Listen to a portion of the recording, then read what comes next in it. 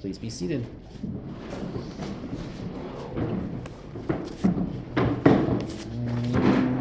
Oh, maybe I get the.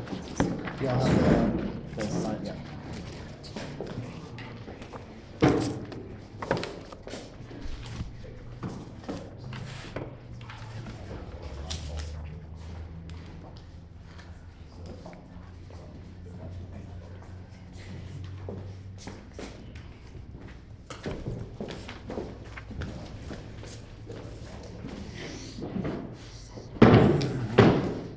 Okay.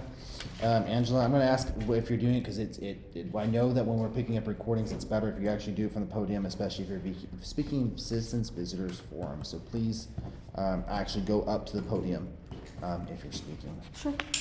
Thank you. Reminder that it's 5 minutes on this too. So. I wanted to come up here. First of all, I wanted to give thanks to the Chamber of Commerce for the murals that they have commissioned, and with the city's help. Thank you, council members. I also would like to thank the VFW. They reached out to me, and they are wanting a patriotic themed mural also, and so we're calling all artists, but again, you know, we must follow professional decorum and protocol in asking that because it's intellectual property, that we give credit where credit is due, so I appreciate that. Also, there were a couple of comments that were made at the last meeting pertaining to the hiring of a city manager. We've had between 96 and 84 months, and only 8 of those months have been the duty of an actual certified city manager has been in place. And so I believe the comment that people do not want to apply, we have had quite a number of applicants in the past, and those that have been on council for a longer time than I have interviewed quite a bit of individuals repeatedly. And so the statement that people do not wish to apply, that does not apply in this case because of how council, there was a statement about council, and I really need to see the data on that, and that way there aren't any false statements that are occurring. There have been quite a number of individuals that are interested in Devine. We love Devine, or we wouldn't be here, is my thinking. I could be wrong, but you know, I love Devine, and I want to hopefully improve the city and help the citizens. We are having some issues with the water lines and the mud and so forth and so on, and so there's a couple of areas that are in question, so we'll bring that up at a later date.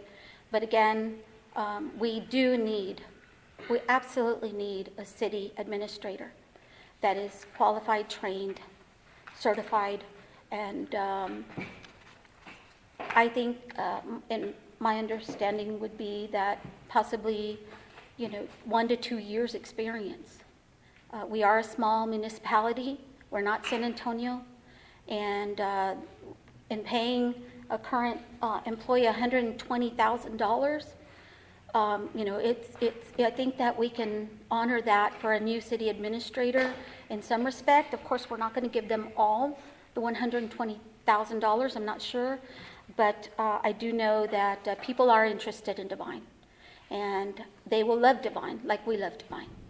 So I appreciate your time, and thank you so much. Mayor, can I address council? You know that we don't, it's not discussion on this. You can discuss it at the, as long as, yes, I will, because you are a citizen, you got 5 minutes.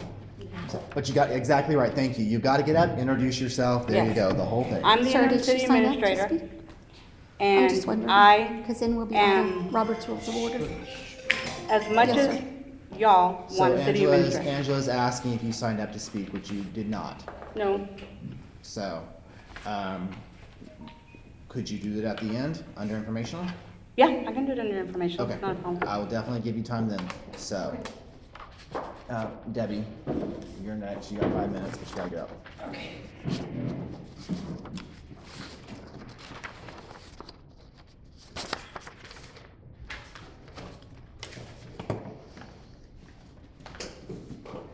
Oh, we get paperwork. Yeah, I brought more papers. Thank you.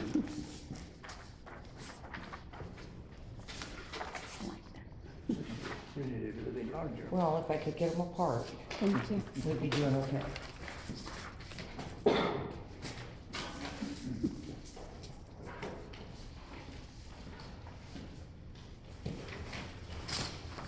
Let me put on my glasses for y'all, so I can actually read. Okay, so. Go ahead and introduce yourself and start. I'm Debbie Randall, District 5. This morning, a post was shared with me that has caused me great concern. As you can see from what I've handed you, it is very negative and threatening to the public regarding tonight's meeting. I can only stand here and wonder how many people did not show up to the TERS meeting tonight due to the threatening statements. Can any of my fellow council members tell me how many people stayed away tonight because they were afraid of prosecution? I know it is a practice for certain individuals using social media to turn off their comments so as to limit the voices of the public. However, this should never be the case in this council chamber. We must clarify what these meetings are for the public to bring their thoughts, concerns, opinions to this council. However, today the public was threatened to even show up to the meeting with the threat that if they are to be affected by anything discussed at TERS meeting, they would be prosecuted to the fullest extent of the law. As we all know, when this development is completed, all the property values will increase within District 2, meaning essentially every resident in District 2 has been threatened along with anyone else looking to invest in that district. This is not the government we want. Council needs to work together and make a statement clarifying to the public that these online statements are only reflective of one council member and do not reflect council policy, the state policy, or any policy. Why would any reasonable individual think it's acceptable to threaten the community and attempt to keep them from a public meeting? I am more than willing to put censure on the next meeting agenda, but are any of you willing to stand up and vote for the censure, condemning these harassing statements that abuse the rights of our citizens? Are any of you willing to stand up and set the record straight to make sure the voices of our public are heard? Thank you for your time. Okay. I do have a response. Are we I able to can- respond? Did no, you say we I- could respond? You literally just Yes, cited. she invited for response. She asked No. council to respond. There's no response here. Okay, well, I'll do it in informational as well. All right, Marty, I know Thank that you. you're on here, but I know that you're wanting to just speak about the other. It's fine. We'll get to it when we get to If it. you don't need anything, then it's fine. All right, I'll let you know. I don't need 5 minutes. All right. Let's go to the door. Okay.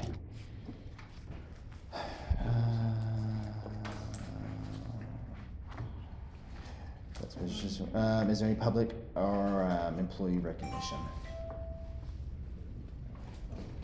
Well, he's actually on here. You want to do it now, or do you want to do it? I was going to do it on the agenda item. All right, this is the agenda item. Okay. Okay. If not, then we'll go ahead and go to the minutes. Item 6. Consider approval of council minutes. These are the regular council meeting minutes for January 17th, 23. Emergency council meeting minutes for January 20th of 23. Emergency council meeting minutes for February of 22nd of 23. Special council meeting minutes for February 2nd of 23. Special council meeting for February 13th of 23.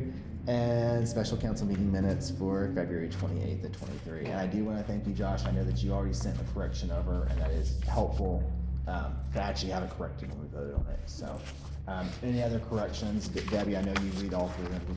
I didn't find any. Well, I don't know if it's not a correction so much as a note. On the point on the online forms for the police department, and it was about it was the note about our conversation about code enforcement and animal control, and the police department having the online form to submit complaints and whatnot. I could not find anywhere on our website where any of those existed. I was unable to find anywhere on our website where any of that existed. The actual buttons to submit. I Yeah. can check into that. Okay. The email link buttons kind of thing. Right. All right.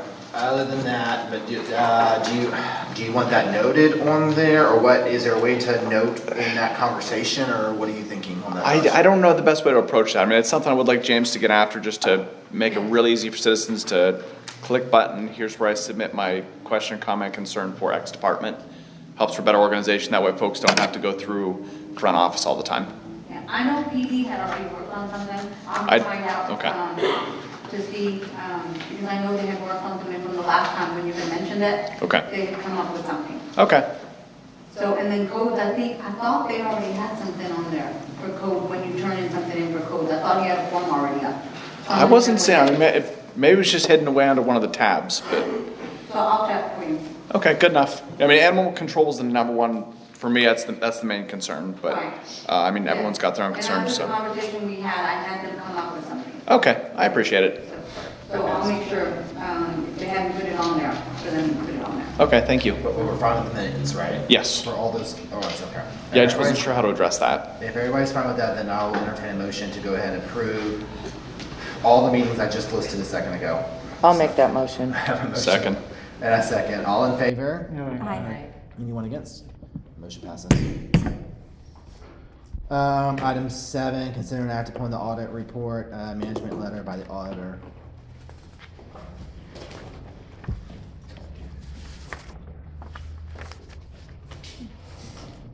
Go ahead and introduce yourself, and I would say walk us through it, but it's 100+ pages, so just give us the overview. Okay.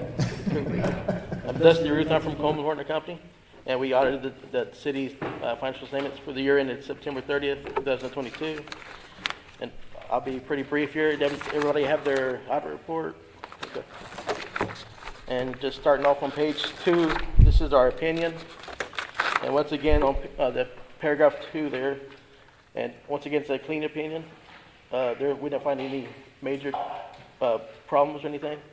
So it's an unmodified, a clean opinion, and it's the highest level of assurance to the auditor can express on the set of financial statement. So once again, Dora and Denise do a great job on the books. And if we just want to go to page 17 of the audit report, this is your fund financial statements.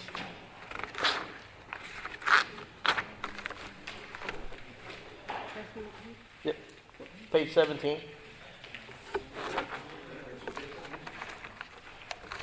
Well, it's in the booklet.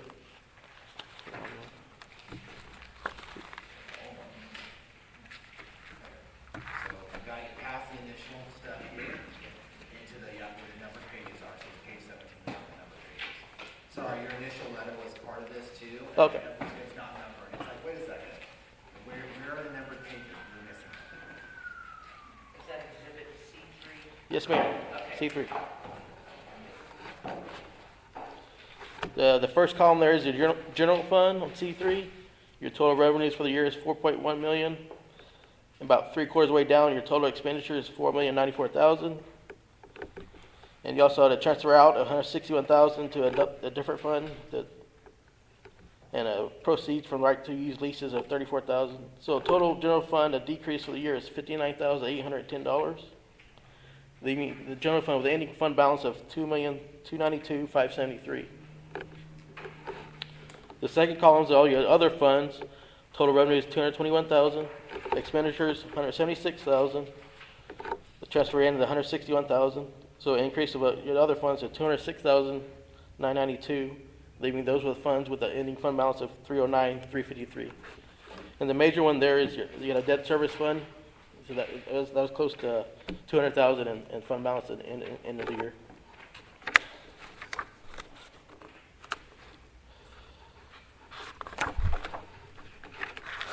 Any questions on those numbers for the funeral fund or any other funds? Sort of. In the future, is there a way to make this 117 pages a little bit more digestible and extrapolate some of the more meaningful data? So for instance, year over year or maybe a 5-year trend, were we seeing increases in spending, decreases in spending?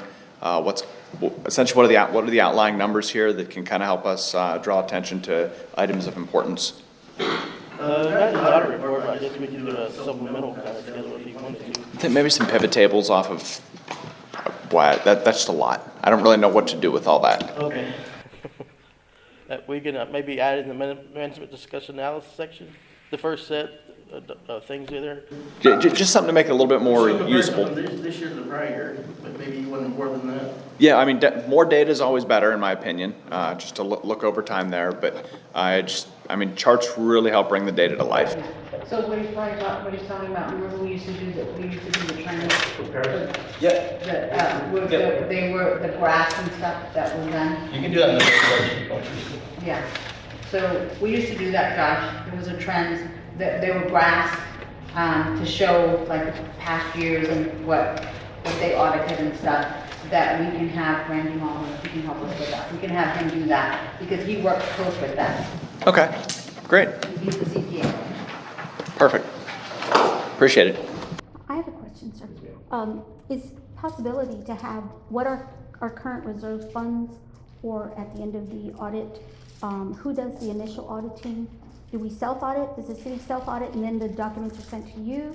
Or do we have an outside audit and then the documents are sent to you? And also, if we could get a list of all our accounts payable and our accounts receivable. There's a detailed listing of accounts payable, accounts receivable. How much did it go, But what's going out, basically, kind of But- in the format of what Mr. Ritchie is speaking. But I don't think that's something we're gonna put in the audit report. You want the whole listing of your accounts payable and your accounts receivable? Just like how much is coming in, how much is going out. And who do we owe? And then the timeline, how much did we pay? It's almost like a monthly kind of a breakdown. Something more breaking down just about the total. The totals are Well, already on there. Yeah, again, I'm also of that mindset that data is always great. So that way we know what we're talking about, making informed decisions. But if we could get what our reserves are, what our city's working with currently, and how much is coming in and how much is going out and where it's going. Yeah, but just a small breakdown is what I'm asking. Month to month, is that in your statement of work though? Is month to month in your statement of work, or you just do the year-end audit? The year-end audit. Right, so that would be more in the city's lane, right? Yeah. Yeah, and who does who helps prepare for the audit is Randy Holler. He's a CPA, and he works, like I said, closely with him. He sends everything directly to them. We get CC'd on it, but everything is sent directly to them. He doesn't. We're the outside auditors. You don't have an inside auditor. No. So Randy does the auditing? No, Or they no. just send everything? Randy helps Randy helps with prepare the city. for the audit. And- He goes and checks all the balances on every account, so to see if there's anything out of the norm. He gets with them, he sends them all the reports that they're gonna be needing, that's not Denise and I that do that. He does that. So we can get a month-to-month statement then? Oh, you More. should. Now, if y'all are wanting a month, we do, when Denise does accounts payable, what I do to the department heads is we do a revenue versus expense that y'all used to get, that can be given to y'all at monthly in the council meeting. Yeah, that's what's, But it's not a summary, y'all are gonna get, it's about like a 46 page, and we can give that to y'all. Well, if that's what y'all are wanting, we can give it to y'all, that's not a problem. Visually, see it, read it, that would be good. An email would, I think, for me, it would suffice, so. All right, well, get back to what you're actually on, which is the audit here in front of us. the next, on page 21.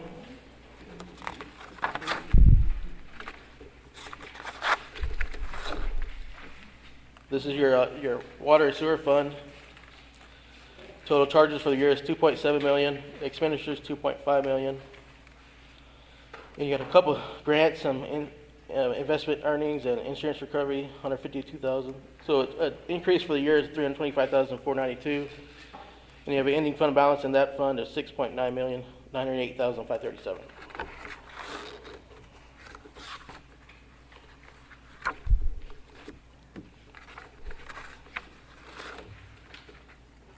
Any questions on that? Okay. All right. Page, We will stop you if we have questions. yes, sir. Just keep going. Page 33, 34, 35. I just want to go over your total debt that y'all have on the books still. 34. Yes, ma'am. On page 34 there, your government activities, your balance outstanding at the beginning of the year is 1.8 million, issued at 186,000, retired 523,000. So you still have a balance outstanding 1.4 million, and 385,000 is due in the current year. This is where, and the second column there is your business site activities, which is your water and sewer fund. You had 10.6 million outstanding at the beginning of the year, paid down 511,000. I still have 10.2 million outstanding at the end of the year. 520,000 is due in the current year principal. Then just on the next page there is your breakdown between your interest and principal for the remaining years of all those bonds. Question for maybe you ladies. What are our prospects looking like with the increasing bond rates and the, I guess what's causing a lot of the liquidity crises in a lot of banks is the decreasing value of bonds at a very rapid rate. What are the potential implications on our retirement fund for that? Can we invest in anything other than T-bills and bonds because of the For the retirement fund? right? I know we have to invest in. That's why I didn't want to throw it at you. 'Cause it's not necessarily your lane here, but that does highlight an important issue there. I mean, what's the solvency of our retirement program looking like? You have that in your, The Gatsby. the Gatsby. Oh, The He's retirement, asking for he's the asking for retirement. retirement. He's two questions. No, he's talking about retirement. The debt, right? Right. Well, the debt and the ongoing value of the investments in that program. I don't think you have that many investments in the program. Sorry. You don't have that many investments. Okay. Again, most of this doesn't mean a whole lot to me, so that's why I'm asking to help make sense for me. Josh, are you talking about the municipal retirement system? Yes. Oh, well, that's people in Austin, that's not us. Oh, okay. I thought we managed it locally here. No, they have to show it on the books though when they audit. You talking about TMRS now? Yeah, TMRS. We're getting beyond my knowledge level, so that's why I'm asking you guys, the experts. I was going over the debt stuff. I thought you were talking about debt stuff.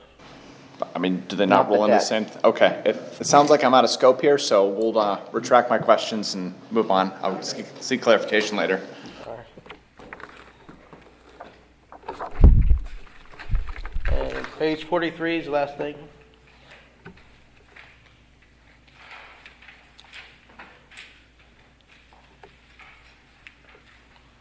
This is your budget to actual for the year, your original budget, your final budget, and your actual amounts. So your final budget is 4.6 million revenue, a little under 4 million in expenses, and you actually came in at 4.1 million in revenue and a little over 4 million in expenses, and you had 5 budget over expenditures in those line items for the year. And that was one of our comments at the end of the report, saying try to work on that to get it better going forward.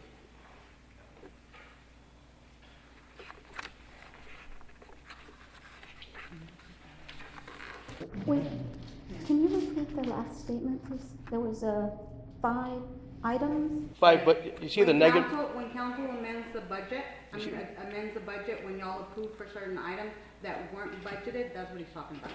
you see the 5 negative items, like the 5,948, 5,517. Those budget lines were over budgeted for the year. It was, And council has to approve those. let's see, That's what we tell Summer y'all, when y'all make a admin, motion to Little add to the Golf motion course, to amend the budget. 125,000 on airport and 25,000 capital outlay. That's on the right column, the variance is what you're talking about? Okay, Yeah, that's in, yeah. yeah. This should be negative for the year. We understand. Okay, well that is, That was the last thing. Anything else?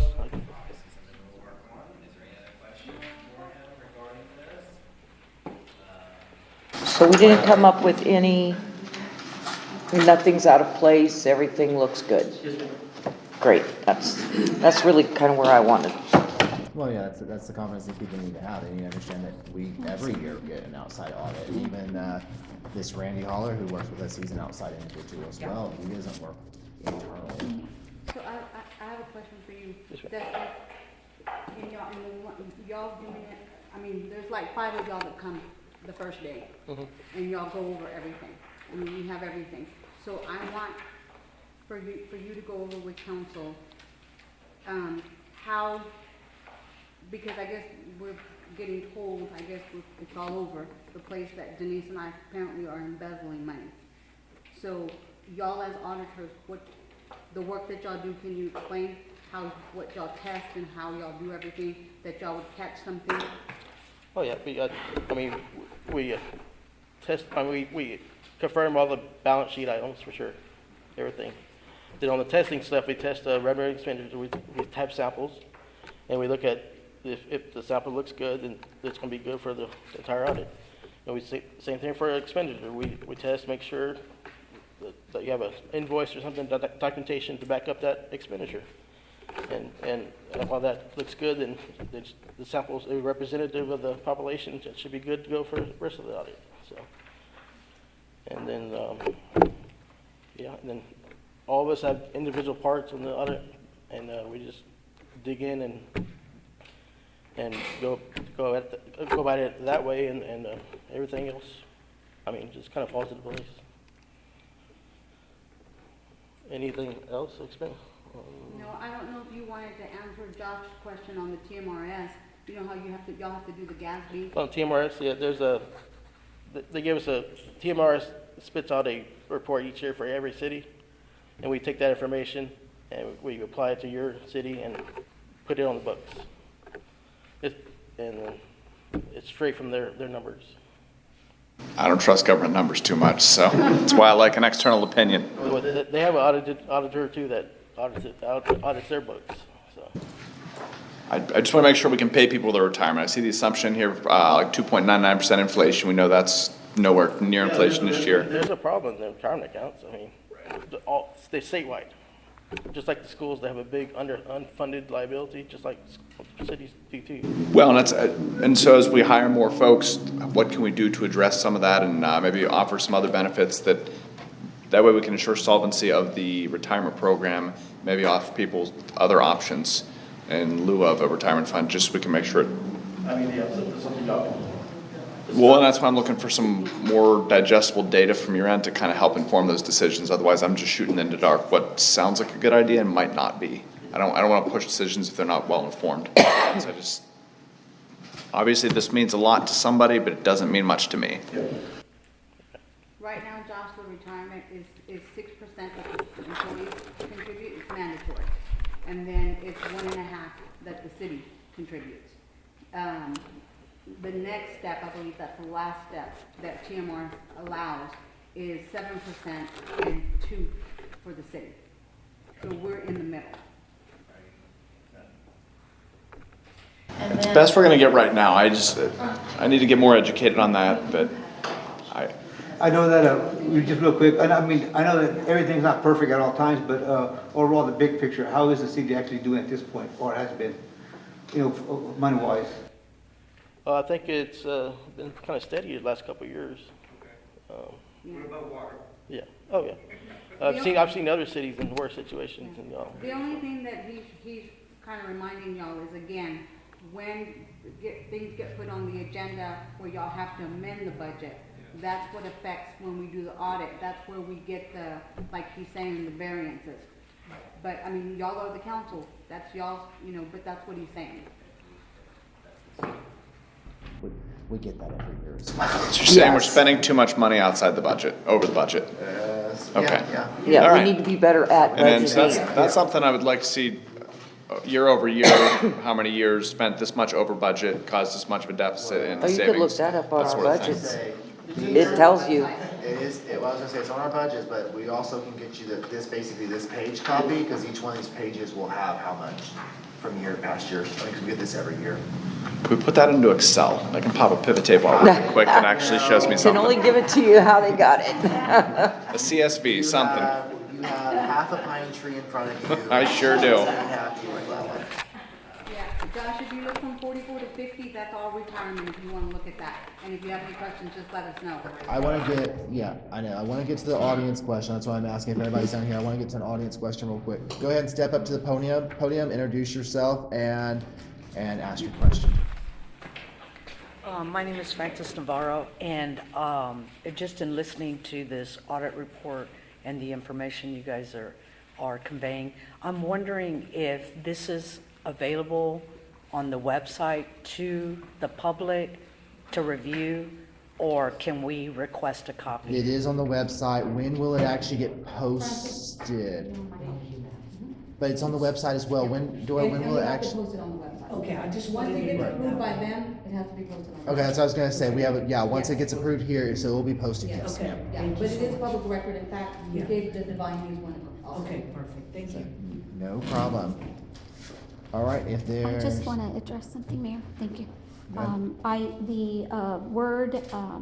The wording used, is, quite interesting because I don't think anyone on the table has used that. We're just looking for checks and balances. That's all. Just checks and balances. And, I think that the citizens deserve transparency. And, we'd like to know where our tax dollars are being spent. How much is in reserve? What are we working with? Because if we do have that well that by chance does go down, how are we going to fix that? How are we going to repair that? And so I think it's just prudent, and it's not stating your wording, it's checks and balances, that's all. And I think that if citizens have questions, I think those questions need to be answered. And that's why they voted us in, to ask those hard questions, and people not everyone's gonna like it, but I think wording is very powerful, and it's, again, we're working for our citizens, and we appreciate your time, and again, it's just checks and balances, ladies. Thank you. Okay, if we are good with this, we need to actually motion to accept the audit, yeah. All in favor? Aye. Motion, anyone against? Motion passes. Appreciate it, sir. Oh, he Thank you. well, he doesn't roast it down,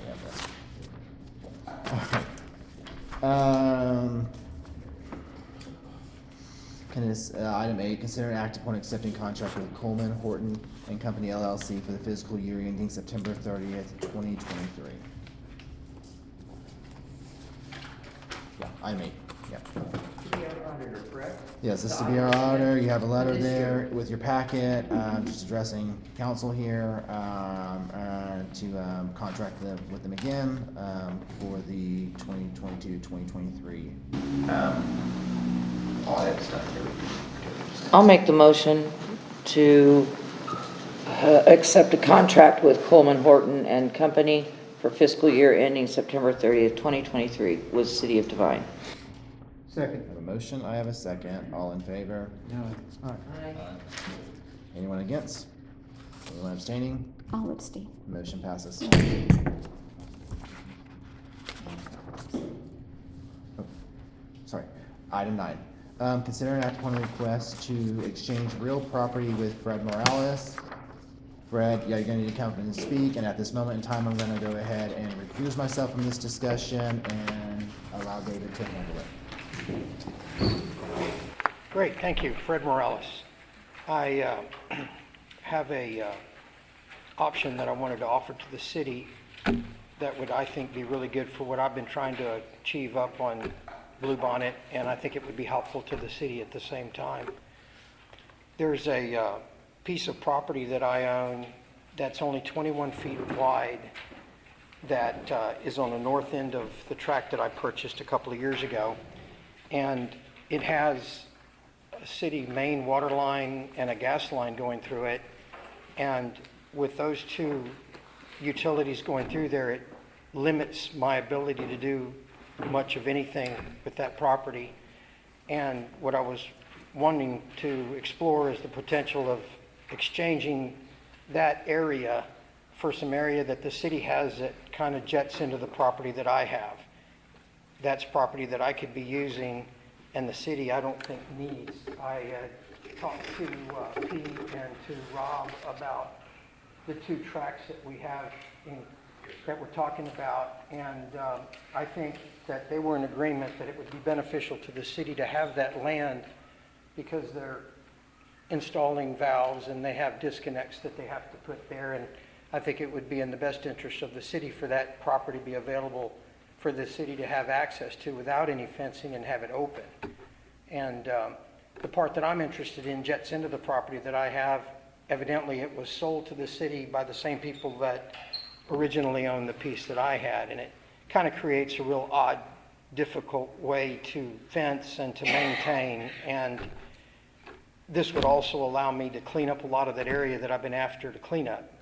I don't know if y'all have had a chance to look at the They all have it. oh, excellent. So the portion that jets out that goes and heads straight toward the water tank that is currently used by the city for water storage, that neck of land is where the water line goes that reaches the whole southern part of the town, from what I can gather. Is that correct? Can I speak? This is what you have. Yeah. Can I pass this around? I only have one.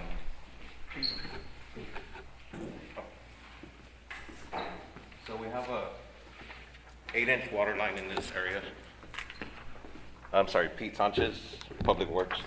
We have an 8-inch water line in this area, so to me it's okay, we trade it off. So So you feel it'd be beneficial to us? yes, I think so. I mean, it's our water line. So is this the corner behind Thompson Houston Real Estate? Yes. Okay. Someone in the Yeah. center, yeah. What? I don't think so. That's what I'm trying to figure out here. It's a corner blue bonnet, I think it's And there's a right here. gas line in there too. We all have this copies. Have you guys looked at it pretty close? And you have any questions? What's this blue line? I think that's the water line. Oh, Well, there's a, okay, so there's a tank right there, so I think, There's a 2-inch filter right there. A 2-inch gas line? so our bean well is over here. On that property we're talking about? That's or what it our says property? here. oh, okay. This is Fred's property. On Fred's property, okay. Oh, okay, yeah, so it is right here then. So we on this chunk right here. Fred, I know we've been working on this for a long, long time. Well, this is a completely different. Right. So yes. wouldn't this, okay, maybe I'm just not looking at it right, it could be me. So you have a section like this that says proposed property transfer to the city. And it cuts like this. And then there's, under the line, it's a proposed property transfer to Morales. So that's what we own now? Well, what we're proposing is that we trade the part that has the water and gas line in it for the part that is at the bottom of the page. May I come show you? Yeah, I was about to say that. Okay. So I own all this property here, and it's hard for me to use it because it's only 21 feet wide. But the city's using it for a water and gas line. The city owns this piece of property that jets into mine. I've been wanting to straighten this fence line out and remove all of this construction material that's left here so I can straighten this out and clean this up. And so what I'm proposing is if we could trade this land here, then the city would own this entire piece where all their water and gas lines and the old water well is. And you own this now? No, no ma'am, this belongs to the city. You just want this part? Yes, ma'am, because the city has this and I have this. And what I'd like to do is square all this up and exchange this for this. This is the piece of property that we had put out to Yes, bid, ma'am. correct? Yes, Okay. ma'am. So you just want a portion of it? To straighten out this fence line. And then I can remove and clean all of this. So Okay. that's what I'm Now I'm proposing. understanding. I didn't understand Any other this little questions? I do. section thing. Where approximately on this property does that line? Okay, so see where the Bain well is? Yep. Okay, so your water line and gas line go right through here. Okay. And I was getting ready to doze all that out, and I'm so thankful that I didn't, because I didn't realize those lines were in there. Okay. It's not anywhere on my deeds or my surveys, so just fortunate that we found it before I started drilling holes for fences. Good enough. Because we did call for dig and nothing showed up there. All right. Thank you. Okay, so at this time, like that, we all have copies of this, and I'm gonna ask, Flipper, do you have any suggestions, any comments before we make a decision here? No, it's like they said, we have gas through there, and I mean, this would be better if we had it. Okay. Instead of somebody else, like he said, he could have dug into it or Right. whatever. Angela? I'm in agreement. You agree with it? I think that it would benefit the city, and, I know that water access and gas access is good, so. I personally, I'm in favor of it also, just to let you know, so, Josh, how do you feel about this? Thumbs up? Mr. Reynolds? I want to ask Tom if legally we can do this. Absolutely. Tom? We can exchange property. We have to go through the right procedure, and that's, I mean, we weren't even going to start that until Fred came before the council and see if the council would be interested in it, so. And Debbie, we've got, I haven't been able to find an easement for this narrow piece of property, that he's talking about conveying to us. And as you can see, on the sheet that Pete brought to you, water line and gas line, they come through here, and it goes over to Renfro. Correct. And we can't find an easement. I can't find an easement in there. We've got our lines in there. I don't know how we got them in there, other than somebody said do it. Yeah. Is that just compensation? I don't know that either, Josh. It's really an exchange, because you're gonna have this. You're right, I don't want anything taxable. Exchange of equal value. Well, and then, in order to figure that out, Josh, I'm glad that you brought that up, because, I mean, it's worth something to us to leave those lines there and not have to mess with it. And there's two ways we could mess with it. I mean, we could either buy it or we could get involved in litigation, push it and shove. Or if we swap property. That's what we're talking about. I mean, if we were to, I just started that question wrong. If we were to do that, then we don't have to do all that. Okay. I'd like to make a motion. We authorize city staff and you, Mr. Kate, to take necessary steps to begin the exchange of the properties. Okay, I have a motion to go ahead and, let me just read this real quick. Request the exchange of real property with Fred Morales. All in favor? Aye. All against? Passes. 1, 2, 3, 4, 5 ayes. And no nays. Leave it here in the center. Whenever you feel like you need it, just take it. It'll be fine. That's what it feels like.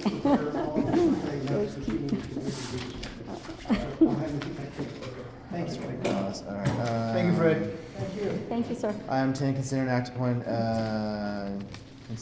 act upon change submitted by the Public Utility. This is, Public Utility Commission of the Texas Right-of-Way Access Line Rates.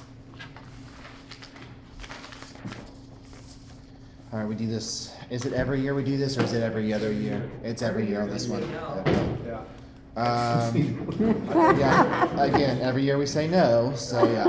I think one of the reasons that the council says no is these charges are just passed through to the customers. So they're gonna pay one way or the other. Yeah, so we go with the default, which is a lower rate. Yeah, well, that's what happens when we say no, it ends up going to the default rate, yeah. So, do we want to say no again this year? I'll make the motion that we say no to the submitted, let's see, what's it say? Submitted by the Public Utility Commission of Texas right-of-way access line rates. We say no. I second that. Tom, is just saying no, or do we actually have to reject? Just Or say reject. no here, but don't wanna go with the default, Okay. which is lower. Okay. Go with the default. Okay, I'll go with the default with all that. And then, Second. all right, all in favor? Aye. Anyone against? Who was the second on that, Mayor? I was, David? Debbie and David? Yes. Motion passes. Let's see here. Oh, God. Let's go ahead and jump into 11. Consider an act upon recommendation of the Planning and Zoning Commission for meetings held on February 27th of this year, March 6th of this year.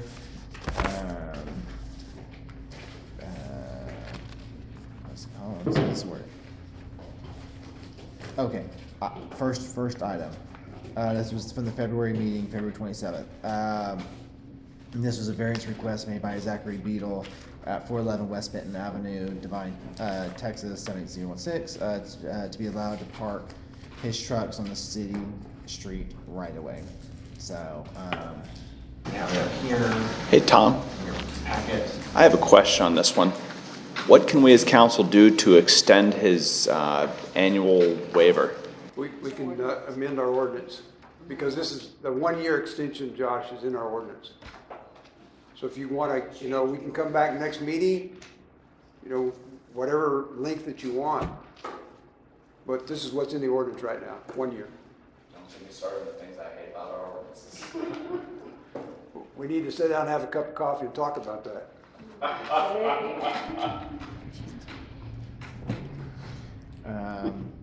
I know different council people have different opinions on this. They've been expressed before.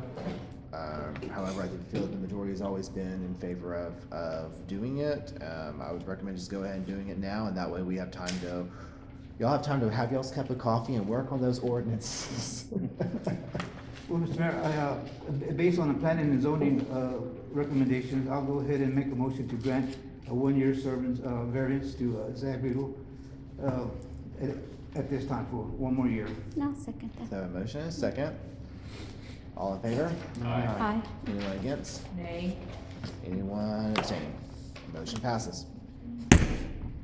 Oh, well, yeah, I'll take a motion by motion. We have A, B, C, D, whatever. We'll go down each one.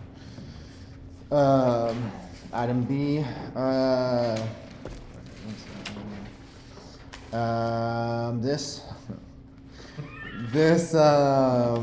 just might as well give the gavel over to Josh on this one. This is a meeting held on February 27th and March 6th. This is regarding a fence ordinance. Which one of you wants to open us up? I'll go first if you want me to. Or if you don't want me to, somebody else can go. In case there was an extra sheet of paper in all y'all's packets, it should not have been there. It was for a variance on residence. They actually pulled that back. That's not part of it.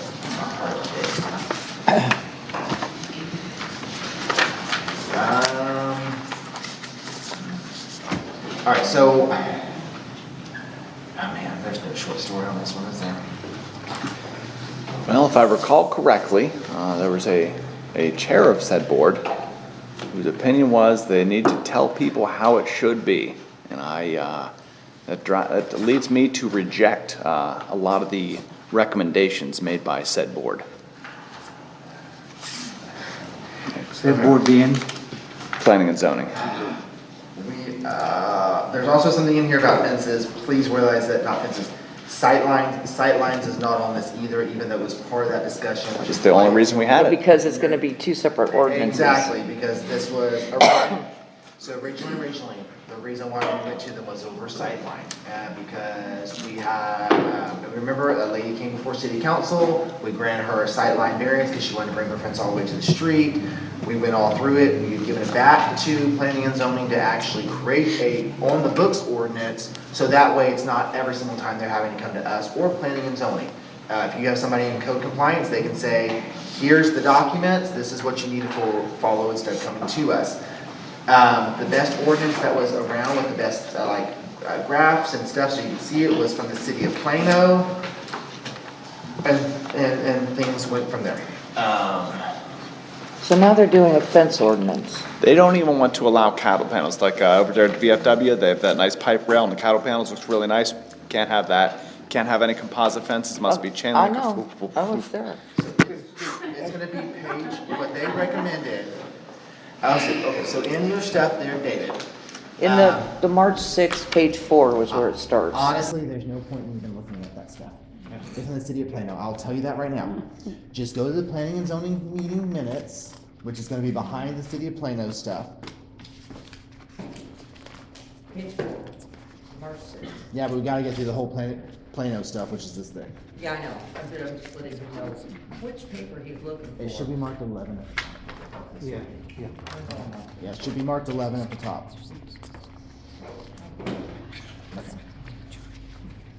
So do we have a fence ordinance in existence, right?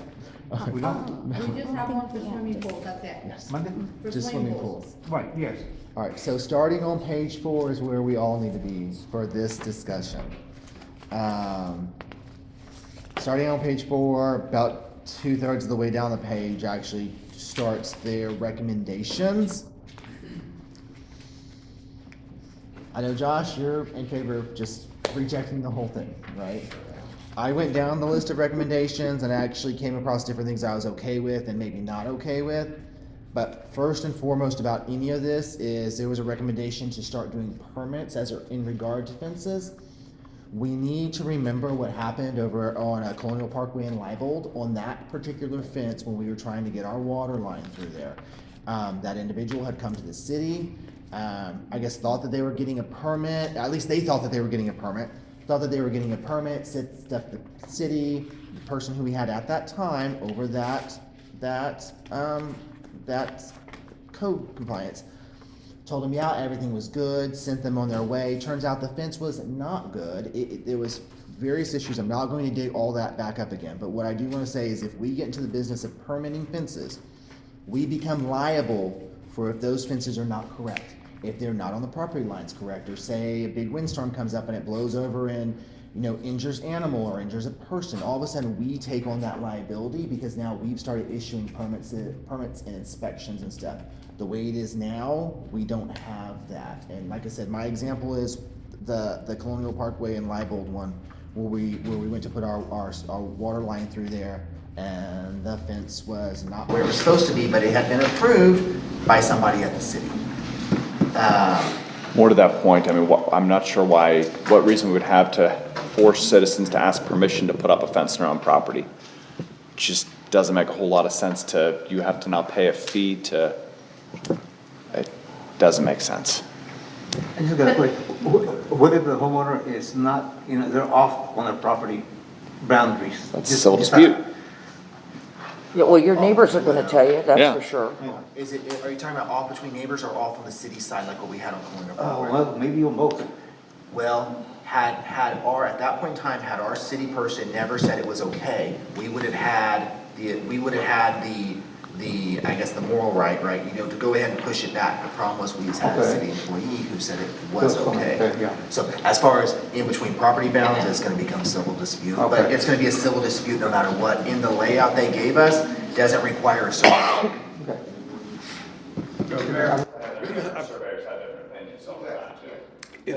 If David remembers that, David, you remember we were putting the water line in, and it was determined that the fence was out in our right of way. Instead of having to move the fence back to their property line, council made the decision to go ahead and bore that close to the water line. Yeah, I think we based it on recommendations of Raul at that time. Yes. Yeah, that would belong to Mr. Alvarado. Uh-huh. Elroy. Yes, sir. So I think, that, and then to some of the other points in here, I know they only want fences to be, made out of certain materials, which would ban, barbed wire. Again, not a huge fan of barbed wire, but we do live in a town that still has multiple massive acreage tracts, that we allow animals on, which means that that's a fencing material that you have to use for agriculture that's being recommended that we not allow anymore. And security fences.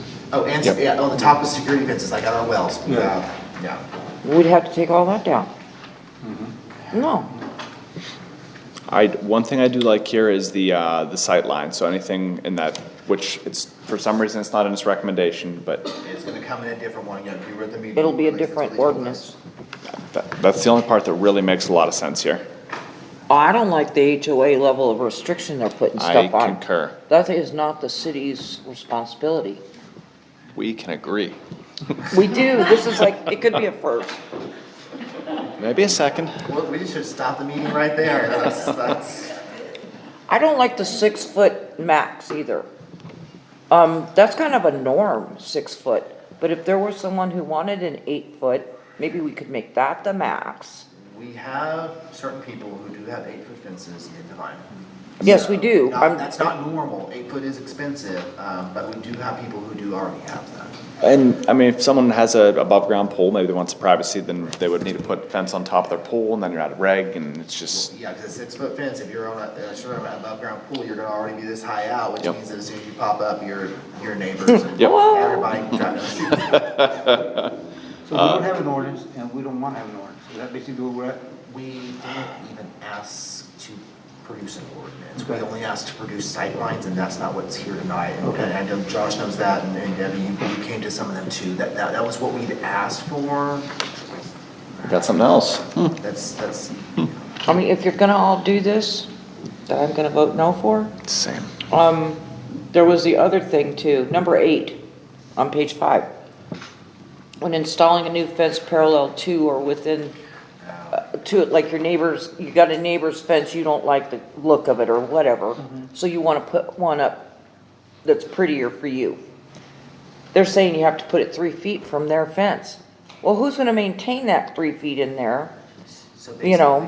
basically you'd be giving up 3 foot of your property all the way Yeah, to the edge. that they get if they decide to take their fence down, cause your fence is prettier.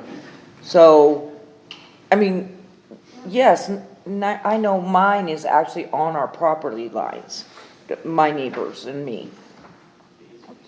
Why would you put 3 feet? I just don't, that doesn't make no sense to me. Now, that one point here that I can understand and I want to agree with, I suspect it probably comes from Jim Lawler because his neighbor has corrugated steel, probably 10, 12 feet high. It looks terrible.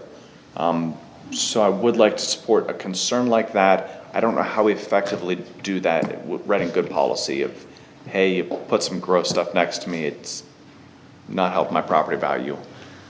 I don't know how to address that in a smart way. We could still do a maximum height, because you are right, I think it's taller than 10 foot, the fence that you're arguing about. I'm confident in that. We could go ahead and do an 8-foot maximum, which would help. We could go ahead and do the fact that, but right now, if Jim wanted to go in and put in a fence, what would these recommendations, 3 foot off that current fence? Well, I'm not saying adopt this policy. I know. But, we could do something like that. We could say that, I hate to say that we only have to use new materials because that's gonna really take away from people, and who wanna recycle or say they have a fence that's pre-existing. They're like, we're just gonna take those panels down and move them. Technically, that wouldn't be new material anymore. That would be old material. I think can we think about that more then? Yeah. Think about how to achieve that goal, as far as actually dealing with the fences that have been complained about versus every single fence. Yes, I like that idea. That fence came to us at one time, and of course, the homeowner said we couldn't enforce it at that time, and but we were supposed to have a good appearance on it, but since we couldn't enforce it. Right, that's a very subjective standard. Yeah. Yeah, anytime you do Well, this. the other side of that coin is, the neighbors that don't like it could put one up on their side on their property line, and then they wouldn't be seeing that. Well, if we limited the height, yes, but you're not getting a 4x4 deep enough in the ground to But with hold that. this ordinance, everybody's getting grandfathered in, so you have to wait till that big ass, that big fence You are gets knocked recording, over. But yes, we understand what you're talking about. That kinda slipped out, I sorry. think we need to we have it in front of us now as council. I think that as council, we need to do some more thinking on this to how to actually target and maybe work on those ideas. Do we, if it's already in front of us, Tom, do we actually, if we come up with new ideas, do those need to go back to planning and zoning, or can we deal with them here? Well, Mayor, there's still another workshop. Yeah. Planning and zoning. Oh, that's I right. thought that was for the visibility. This is not the finished recommendations. Oh. That For was the it. tables. I'll make a motion to table this item until another draft is returned. That's perfectly fine. All right, so a motion to table, we have a second? Second. Second from David, all in favor? Aye. Anyone against? Motion passes.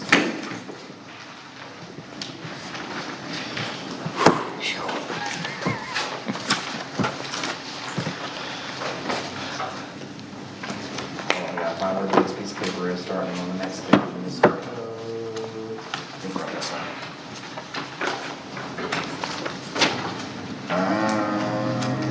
11C. Yep. C. This meeting for March 6, 2023, this is a variance request made by Fred Morales for an RV to be placed on 902 Zigzag Avenue. This is zoned A, single-family residence, while building a home. We have done this multiple times in the past for multiple people. And that's in the notes. Is that in the, that's in the meeting notes too, right? That about the 6 months? Yeah. Okay.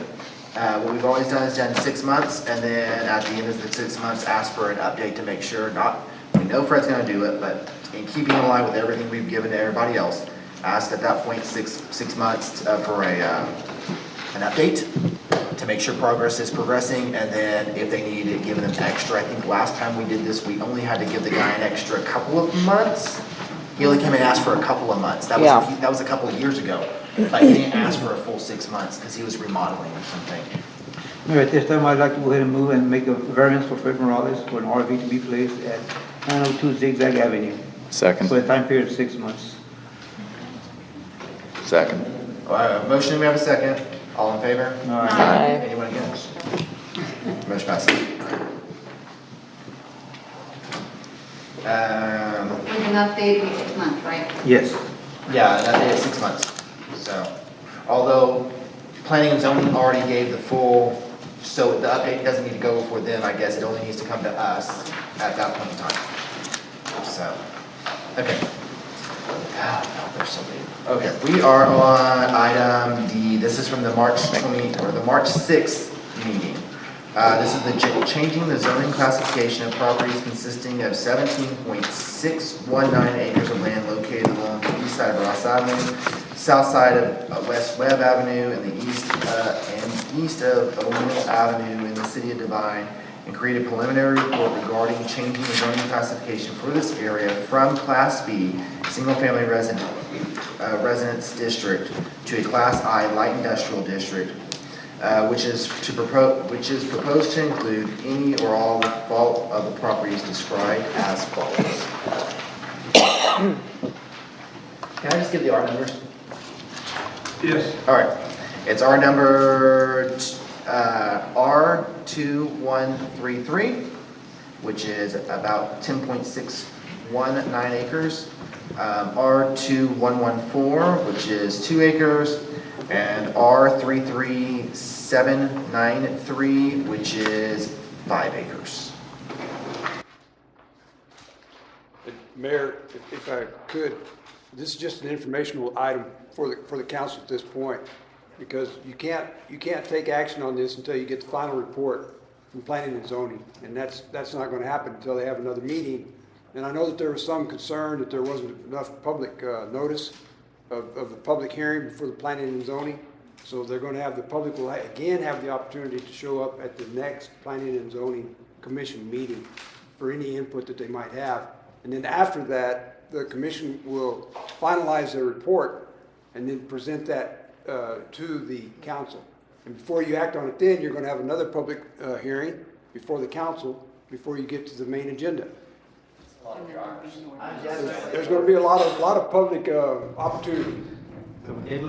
Well, but the deal is there any questions? The property owners are right back there. If there's any questions that council have right now, we can ask them. But if not, then it needs to, but as Tom pointed out, the recommendation has to come from planning and zoning, so that's gonna have to go to that public meeting. This is only if we have a question right at this moment, and if not, then it goes back to them. It's in District 2, and I did have several individuals call, text, drop by my house even. And so they were concerned because when it states light industrial, they're just worried it's gonna affect, some type of development, particularly on Ross. And so, yeah, sure. I think that'll ease their concerns. Oh, no, that's no problem. Sandy and I were just talking about it because Marty Lawler, sorry. We own Murdoch's Mini Storage and L&T Mini Storage on the other side of town. Sandy and I were contemplating expanding our mini storages, but we couldn't do it because it's residential. So that was our main concern. Yes, it's residential. And that was something that I stated to the residents that were concerned, because, when you say light industrial, it pretty much changes the dynamic. And so they were just concerned, okay, so what's gonna come up? We didn't know, we didn't get information. So, I just kindly said, there are storage facilities there. That may be an option. So let's just wait and see what happens. Yes, ma'am. And so they were kind enough. Yeah, we looked through all the different things that you could zone it as, and from the best we could tell, the light industrial like that was the best one fit for our storages. And I said, well, it's not going to be a manufacturing plant, so No. that's good. They were happy with that. So yeah, and we I'll could try just that separately. if it's okay, if they have any questions, they can reach out to you. Yeah, that would be great. They I don't know. They really need to attend the meeting. Okay. Yeah, Okay. it probably needs to be. Yeah, I'll let them know. So that way. Wouldn't these are the types of questions that should be asked at the public hearing Yes. on April 10th? Yes, Debbie, we were just talking about that. The city has to give notice to all the property owners within 200 feet of this change, and that was done. Yeah. The letters went out. Now, I just wanted to, sorry, Tom, but did you not get the packet that Ophelia sent? Because she sent every council person a packet for the Yes, meeting. yes. Okay. And 'Cause so you what just said I'll that do, you didn't get yes, I did get it. Okay. I just didn't know that I had gotten it because it was on focus. Like there's two sections in my, and so, yeah. And so, and so I asked, I asked Josh, hey, what's going on? But, I did get the information and I relayed that to the people that were concerned, so they have that as well. So, and I'll let them know. Okay, So, sounds thank great. you, thank you. So at this point, I would say let Eddie and planning and zoning do their thing, and They then do their thing. they bring back to us. And also that what they're asking for is in line with previous, when did we have the report, Dora? I'm sorry? When was the new planning zoning map recommended? That was been about 10 years ago though, right? Because it actually lines up with that map that already came from, When yeah. Gary was here and he had the company CG do it? Yeah. That was probably in 2013, 2014. About 10 years ago, yeah. So about 10 years ago. Again, anybody who wants information, definitely recommend going there because it's the discussions there are definitely different than the discussions here. And those questions. Are y'all planning on going to that meeting as well? Okay. We'll be wherever we need to be. Okay. Awesome. Okay. Thank you for pushing forward and growing the business community here in Devine. Thank you. Okay. So, all right. Again, council. Yes, we have a meeting, and it's yeah. Okay. 12, consider an act upon allowing emergency management to also gain access and utilize social media. In this point in time, they're asking for Facebook and post as necessary for public service announcements and public safety awareness. This is in line, and we allowed the animal control and the library to both do this, and this fits under the policy that was already created back. It's been a while now. Like almost a year. Yeah, I know that as much as we were concerned about it, actually, I don't believe that there's been any negative feedback for the library or the animal control. So I know that the animal control has used it very efficiently and effectively to help get animals adopted, and if there is an animal they pick up that's like, we know this is somebody, like putting it out there. They've been very good. very aware as well as what they're doing. So, and this would actually be under the emergency management. So that way, if there is, that we have the, what's the text messages? What is it called? iInfo. The iInfo. I know that we have iInfo. We've been pushing that forever. A lot of people just still aren't signed up on it. And this would be an alternative, not an alternative, I guess, because we'd still post on iInfo, but an additional item for them. So. I think it's awesome. Mm-hmm. I think we need to do it. I'll make a motion that emergency management be allowed to gain access and utilize social media, which is Facebook, post for necessary public service announcements and public safety awareness. We have a Second motion. that. I'll second A that. motion and a second. All in favor? Aye. Anyone against? Motion passes.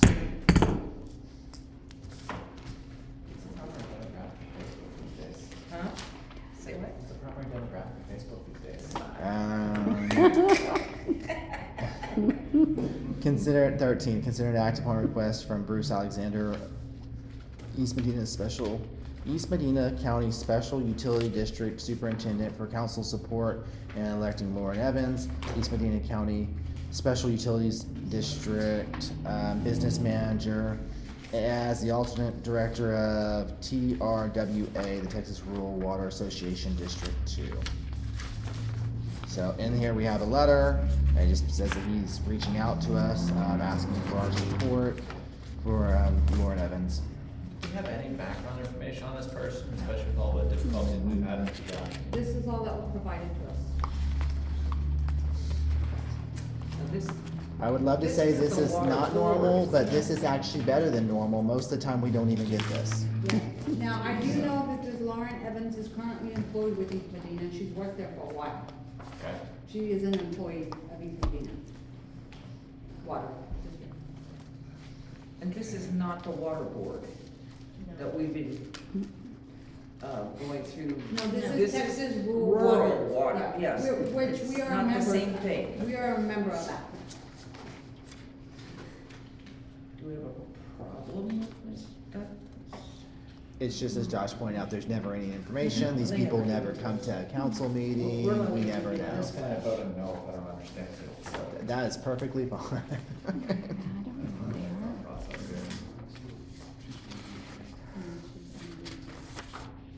She does live in Medina County, Josh. The other candidate is from Bandera. Yeah. Yeah. Well, they're a little hoity-toity up there, so. All right, that's good enough, I guess. What's your I'll make the news? motion that we, use candidate Laura Evans for the TWRA, whatever she's gonna be, member for the board.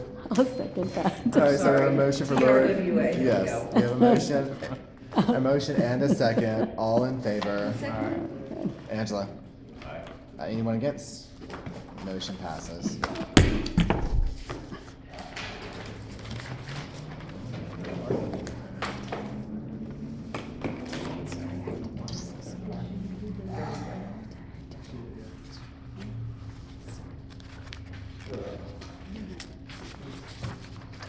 All right. Item 14.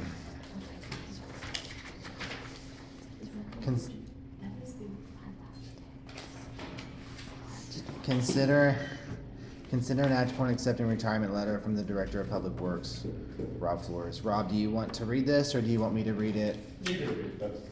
I don't really want to read it. It's gonna be sad. Debbie, I'll have you read it. All right, I'll read it for Mr. Flores as a parting gesture to the Honorable Mayor Cory Thompson, Honorable Devine City Council, Interim City Administrator Dora Rodriguez, regarding letter of resignation/retirement.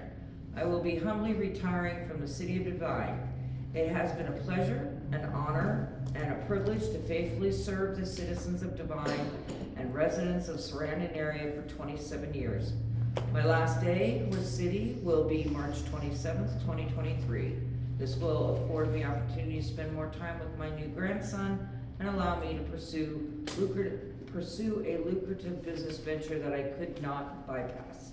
Again, thank you for having faith in me to serve the city I have come to love and only wish the best for. Rob Flores. We can reject it. I don't think he'll come back anyway. I still don't think he'll show up. We'll be missing in action. I tried threatening, it didn't work.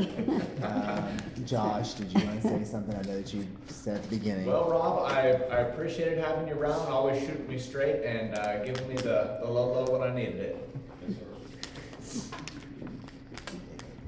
You don't have to. No, absolutely, Rob. You know, a lot of things have been accomplished, you know, and I know we've thrown hat after hat towards you, and you just got them on and just put them on and went forward. So thank you, sir, very much on our behalf up here and on behalf of the community. Thank you, sir. What else? I've said most of what I wanted to say to him personally, but I do appreciate every effort he has made for us. I need a refrigerator freezer working before you leave. No, I'm not accepting that. It must be working before you leave. It'll be done on Monday. By 26, because he quits on 27. I know, that's why I'm letting him know. I will be standing in front of his vehicle. He can run me over. Over here. Nathan. I was gonna say thank you, that God blesses you with a lot in your family, of course, you know, and wherever you go forward, you know, and thank you very much. Thank you. We wish you well. Thank you. Francis Navarro. I would like to express my gratitude to you, Mr. Flores, for all the contributions you've made to this community and how you've always, I can't think of the word, but placed, you know, through your faith and your contributions, looked out for our children. So on behalf of our community, thank you for all your service. Thank you, Francis. You know, just yesterday I was talking to somebody and they were like, you know, they were just telling me how it was, whatever, and they were like, but that Rob guy child working for him, he's great. And I was like, well, I hate to break you the news, but he's leaving. They're like, no. I was like, yes, and even they were sad. So the feelings, like Francis pointed out, they go beyond this table. And we do want to thank you for 27 years of being part of this community. Not that you're leaving. I want to make that very clear. I know you're still here, but being part of this community in what you were doing as police force and public works. So thank you for that. Who wants to make the I'm not. Do I have a motion to go ahead and accept the letter? Make the motion, we accept the letter. All right. And I'll second that. Oh, go ahead, sorry. You go ahead, you go ahead. I have a motion and a second by Flipper. All in favor? Aye. Anyone against? Anyone abstaining? Motion passes.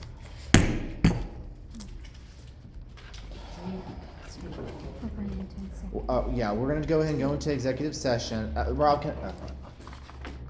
Tom, can I go ahead and announce that we're gonna go into executive session, but take a break before that? Like a 10-minute, go ahead and announce it and be like, we're gonna take a 10-minute break and then go into executive session? Okay. All right, so what we'll do is we'll take like a 10-minute break and we'll get up, walk around. But we're on item 15, it's executive session pursuit to provision of the open meeting law of the Texas Government Code 551.074. This is personnel matters, appointing Pete Sanchez as the interim director of public works. So, all right, and it is 7:20 on the dot. All right.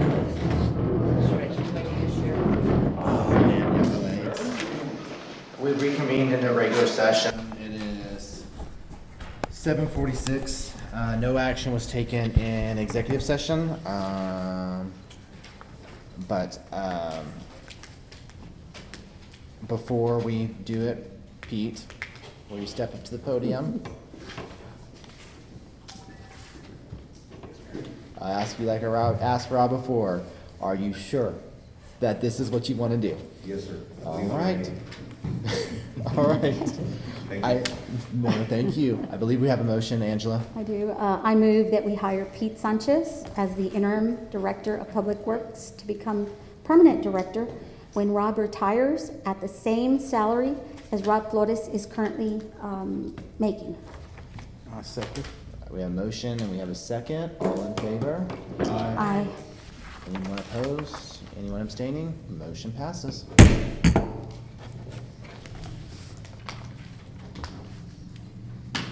Okay. All right, so this is mine. Let me work y'all through it real quick. So, item 17, consider an act upon applying for the Texas Historical Commission Main Street Program. Now, in front of you, there is actually what was posted, as far as this program is concerned. What it is the Smithsonian is teaming up with the Texas Historical Commission to have pop-up museums all across small towns in Texas. Now, we are not part of the actual Main Street program. It's been recommended to us before. It does cost money, and that's fine. That doesn't even affect here.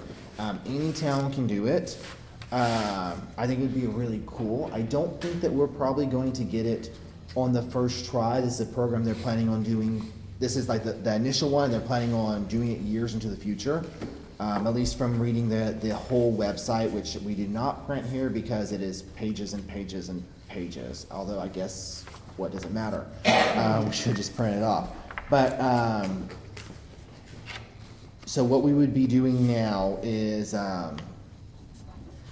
basically filling out the paperwork to apply for it. Like I said, I don't think we'll get it on the first try just because we aren't part of the Main Street program. But, and it would be in conjunction with our newly started historical committee that we have, as well as our Chamber of Commerce as well, because this is to promote for local heritage tourism. This will be happening in next year in '24. But our application date's between March 15th and May 15th. So the reason why we brought it to y'all is because it does, if we do happen to get it, it will, there will be some setup and some moving fees. They do not have the actual fees figured out yet, again, because it's a brand new program and they don't know where the stop will be before the stop would come to Devine. So say if the stop was in Poteet and came here, well, that's a totally different price than if it was in Waxahachie and came here.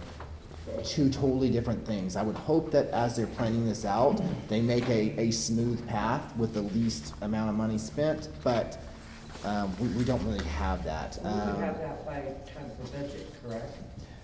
Well, Maybe. if they actually did pick us, like I said, I don't, as we know, because we've applied for grants and stuff before, sometimes the applying the first time is just to get your name on the list. Applying the second time is when you really actually get considered. Could we use hot tax to pay that fee?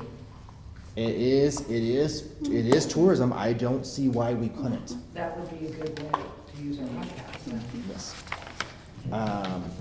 Did anybody actually, I know y'all had it in the packet, did y'all actually get to go online and actually check out? I didn't go on. I have to admit, I just Okay. read this and went, oh, I like it, let's do it. Like I said, it would require cooperation because that's part of the list of when you're filling out what other organizations are in your town. But like I said, we have a historical society now, which is a huge boost because they're gonna rely on that historical society to help augment the actual Smithsonian portion of it. So we'll have local as well as statewide items within that. They also need a space. The building is about, I believe they're planning on the building being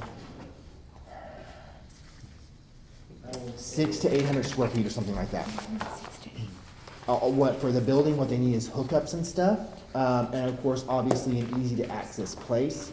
So if we were to get it, I would say we would just put it right out here where we have the food truck sitting, and hook it up there because that would be prime time on Main Street, very, very visible. Awesome spot. So we would just have, like I said, there's little things that we're gonna have to do and they expect us to do. They also expect us to go to certain training things, or at least lay out who's connecting for the training. Where, is it gonna be through a chamber or the historical, like various things, but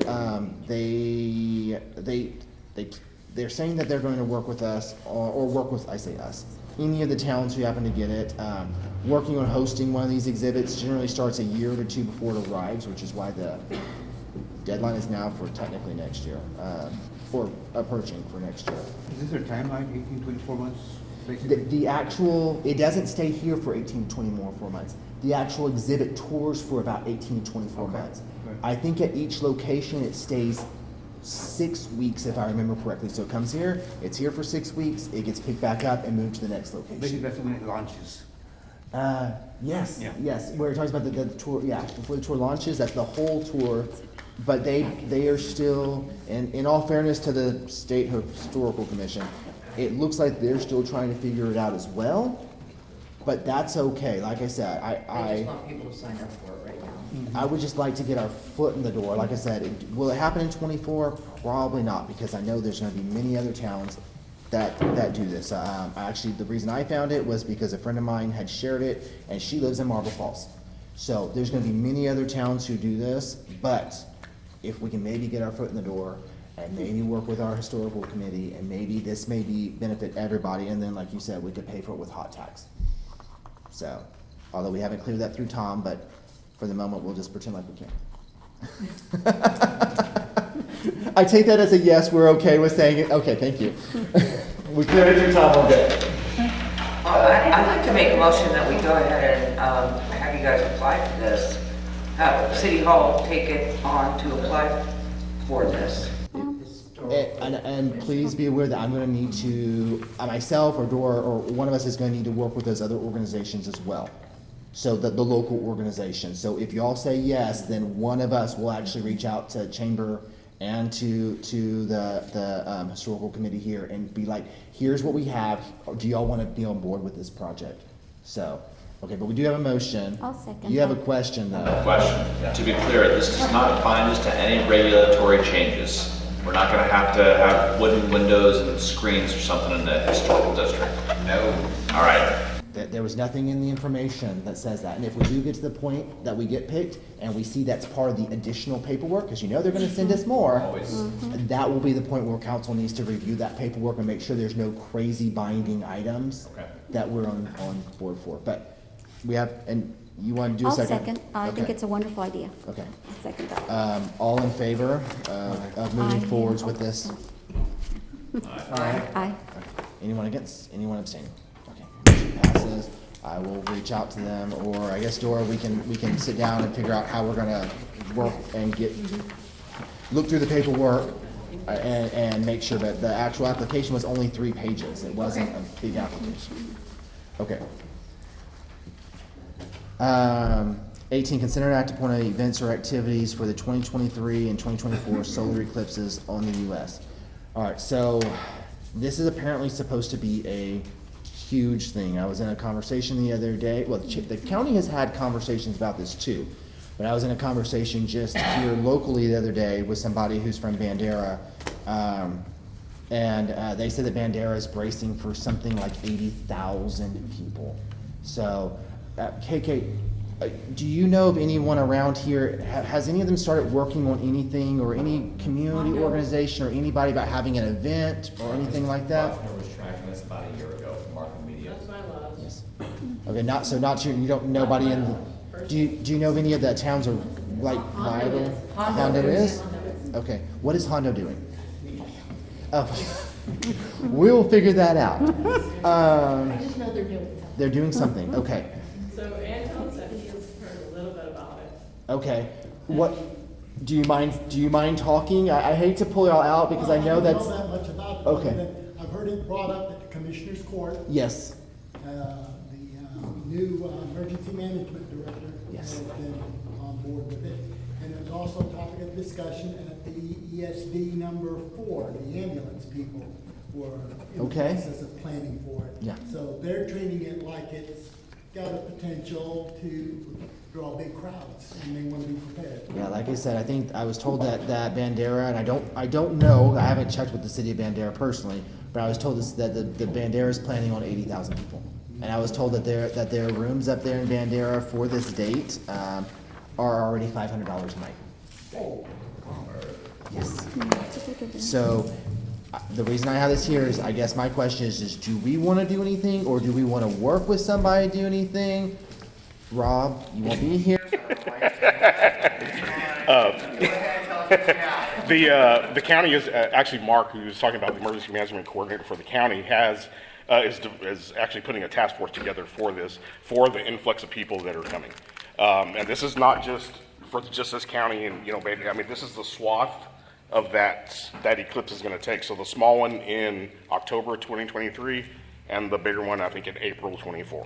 So yeah, I think the one in October will be the test run of what's coming, and it'll probably come tenfold when the full one comes. So, but yes, they are doing a task force, so we're gonna have to put somebody on that task force. Volunteers. Yes, they are prepping for that. So. Okay, so they know it's going to be big as well, because the one of these won't happen again for like 20 years until like 2044, and the other one I think won't happen again until for 15 years in the U.S. Like not Texas, in the entire U.S. it won't happen again. So, do y'all want to think about this? Is there anything we want to do, or do we want to reach out to the chamber, or I'm open to ideas. I have a suggestion possibly. Yep. With our school district and teaching aviation, aeronautics, we do coordinate with SpaceX, Standard Aero, NASA. We do have several students that have graduated from our district that are currently working in California, just a lot of in the aviation industry and aerospace. And so I can reach out to them if you'd like, and possibly we can coordinate, and if maybe we can have something specific here in Devine and see what they recommend also. So. Josh, you had a thought? Make a motion, we suspend food truck regulation for 48 hours before and after, include during the event. Let's see Not here. part of this. I was gonna say, that's not part of this. Part of this. So it's not on this side. I guess it could be considered events and activities. Absolutely, events and activities, So. capitalizing on sales tax. But, I mean, we just need to know, like, is this something that the council wants to pursue, or do we just, like, do we want to work with somebody, or do we just say, lock the doors and hope we don't have 80,000 people here in Devine? David, I see you thinking. I know you have thoughts. What are your thoughts? My idea is, if we can get our emergency management in position, whoever that may be, and let him research it and then come back to us and see, just what we may do. Will that be his first task? Mm-hmm. But we need it soon. We can because send this this. is We can October. send this to the emergency management board. Ooh, they could. It'd be like come figure out something over in the parks, because they're part of the parks as well. So I like that. But I like I said, it got brought to my attention, and we probably should have discussed this further back. And you're right, Mark, and had actually been tracking it. But we do need to figure out what we want to do, if we want to do anything. So. I guess, Angela, if you want to reach out to the people you know, I guess, as David, as you're pointing out, we probably bring need. this back to the next meeting then? We can. And Yeah. then we can maybe have more. Yeah, more resources available. If the Parks and Rec / Emergency Management Board has a meeting, we may want between now and the next meeting, we may want to go ahead and pop it on their agenda as well, and see if they have ideas. That way, we can process as many ideas as possible and figure it out. So. Absolutely. Okay, so at the moment then, we will take no action on this. Unless somebody wants to follow up on Josh's motion. No second. I will second it. I will second it, because I mean, we really need, people are gonna be hungry. They're gonna wanna eat. But we need to figure out if we're doing something We can first. think about it, but we don't even know if we're doing anything yet. You let business do business. No. Production regulation. whether we do something or not. I think we should People have a will come out. parade, and it should just last while it's dark. As far as you can get down the street before the sun comes back out. That's as far as you make it. It's all. That's a good idea. Yeah. There you go. Solar blade. But yeah, we do have a motion with Josh. Are you sure you want to? Can you just retract it? No. All right, we have a motion with Josh. Anybody I'll want second to it. follow up on that? I'll All right, second it. and that is to Suspend food truck regulation 48 hours prior, during, and 48 hours after the event. So no permits, is what you're saying? More or less, yeah. No, not more or less. No permits, or just let whoever throw out their barbecue out there and sell? Like free market does. No, I'm not buying it. As if the county, state, and federal government do not have regulations. Okay, get off that soapbox. Are you talking about somebody can go I said what I said, I don't barbecue? take it back. And They'll this is have to why we follow should have regulations. This is why we should have stopped the meeting earlier when y'all were agreeing. So, all right, so we have a motion. We have a second. I'm gonna have to entertain it. Who's in favor of this? I'll do it. I'll say aye.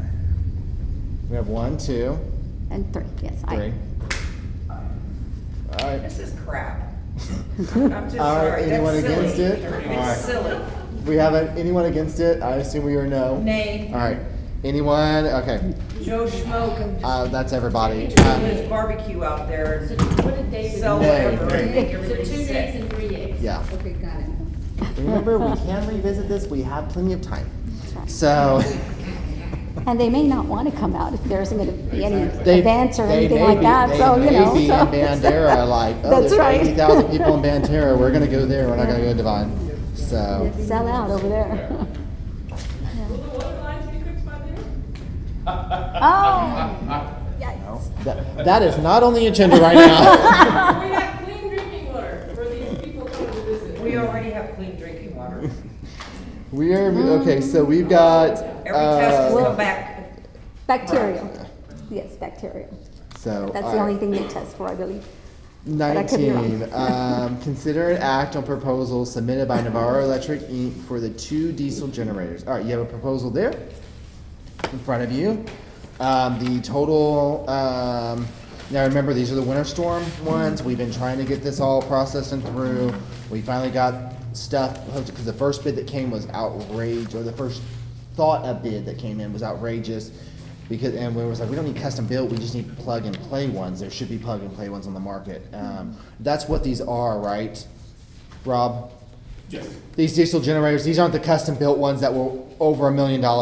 These are just the plug and play units that we had originally discussed and budgeted for.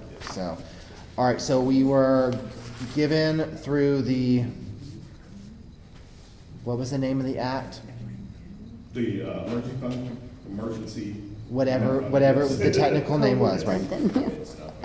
We were given basically $1 million, or a little bit over $1 million. The total of this came out to $785,280, which is good because that allows us. I'm sure there may be a few other things, but that allows us to actually look into. That's what $220,000. That allows us to actually look into using those in other ways and not all for these. Well, plus we've spent some of that $1 million on prepping. A little bit, yeah. So, So it's not gonna be, it wasn't $220,000 though. no, but we're still in budget here. Right, but remember, we still have to use that, part of it was we had to use the money. If we took the money, we had to use all the money. And so, once this is processed through, if everybody agrees to this and we're good with it, once this is done, we will be able to look back at the paperwork and see what other options are available for whatever remaining funds we have. Hey, Rob, when they're installing this, they're not gonna put it in a place that's gonna get damaged as the water tower is being rebuilt, or it's gonna need to be removed, or anything crazy? From the ground store, no, because that would be on the adjacent property. So it's being built over here, it's over here currently, until that's done, then it'll have to be reset. How much is that gonna cost to reset it? That's all part of it. Oh, it's in, okay. And it will be permanent generators? Rob, was When this? will we get them? Oh, If we say yes tonight, when do we get them? Due to the, you know how bad the shipping stuff is, and that, they, at one time he told me it was 8 months. Okay, thank you. Out. And then the last it was like 6 months, so it's kind of Okay, slowly. so end of year, what we're looking at. As soon as he can get them, we'll. Okay. Yes, ma'am. was this the only proposal that came in? Or The other one was the we researched 1.5 it? or- Okay, From John It was- Greer, yeah, the clear. one Oh. that John Yeah, it was Bedard fine. hired. Yes. Yeah. okay. That Yeah. 1.5, Thank you. 1.2, I think. This was the, I guess. Where's it documented? 'Cause I'm not seeing it in the, actual estimate here from the file. The what? Where's it actually documented? They're gonna put it back and that's gonna cover the cost. I'm just not seeing it in here. Do we have a separate contract? No, that's all the equipment put installed. That's what it is. You don't have to move it for the ground storage water tank, is what he's saying. When we have that replaced for the water ground storage. Oh, I think. It doesn't have to be We moved. should reset, so I thought. Replace or moving it out back in. Okay, kill. I make a motion that we accept this estimate of $785,280. Before you make the motion, read this bottom sentence. That's I mean, this- something different. Is We're it? talking No. about generators now. No. That's about the water replacement lines in 2 days. Yeah, that's imposed. Oh, yeah, okay, I apologize. That's corrected. Oh, she's got given you house information on it? Yeah. Sorry, we should put that out. Yeah, because this bid, I don't know when we got the bid, it's a little bit past, but it was, I want to do make a motion, we accept Navarro Electric Incorporated for the generators. Can I hear yours input first? Oh. No, I was just gonna say, we still have the over the $1 million sitting in the general fund for the generators. Okay. Yeah. I second that motion. so we have a motion, and a second. All in favor? Aye. Anyone against? Anyone abstaining? Motion passes.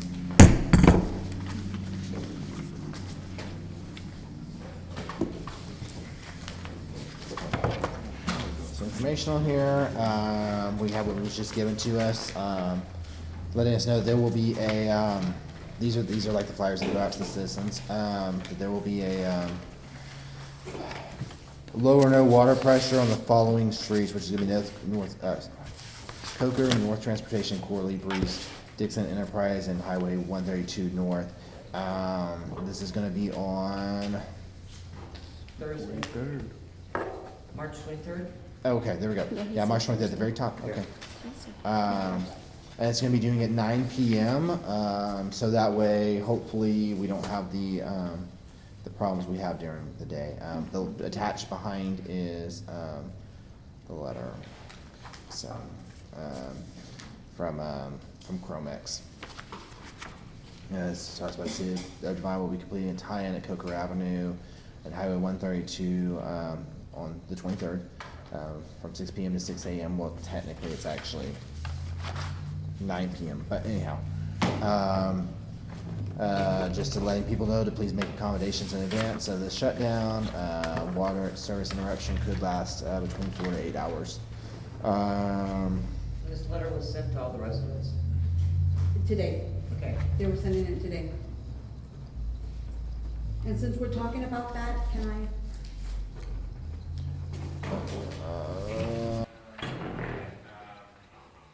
This is to do with the contractor.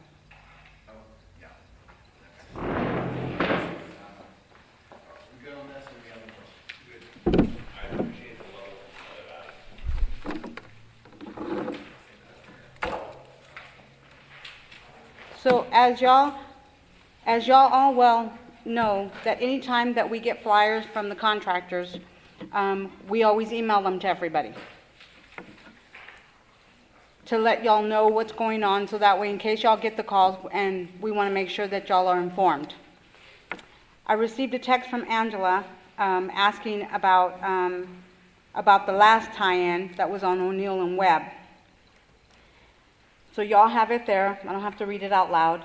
And I explained to her that the staff did email, which that would be Ophelia, she did email everyone, getting them this flyer. Now, I know what the contractors did was when they sent the first one, they didn't put the location. So when they redid it, I had her resend it again to everybody. And so when I have the staff send it to all of y'all, they send it one right after another to y'all's emails.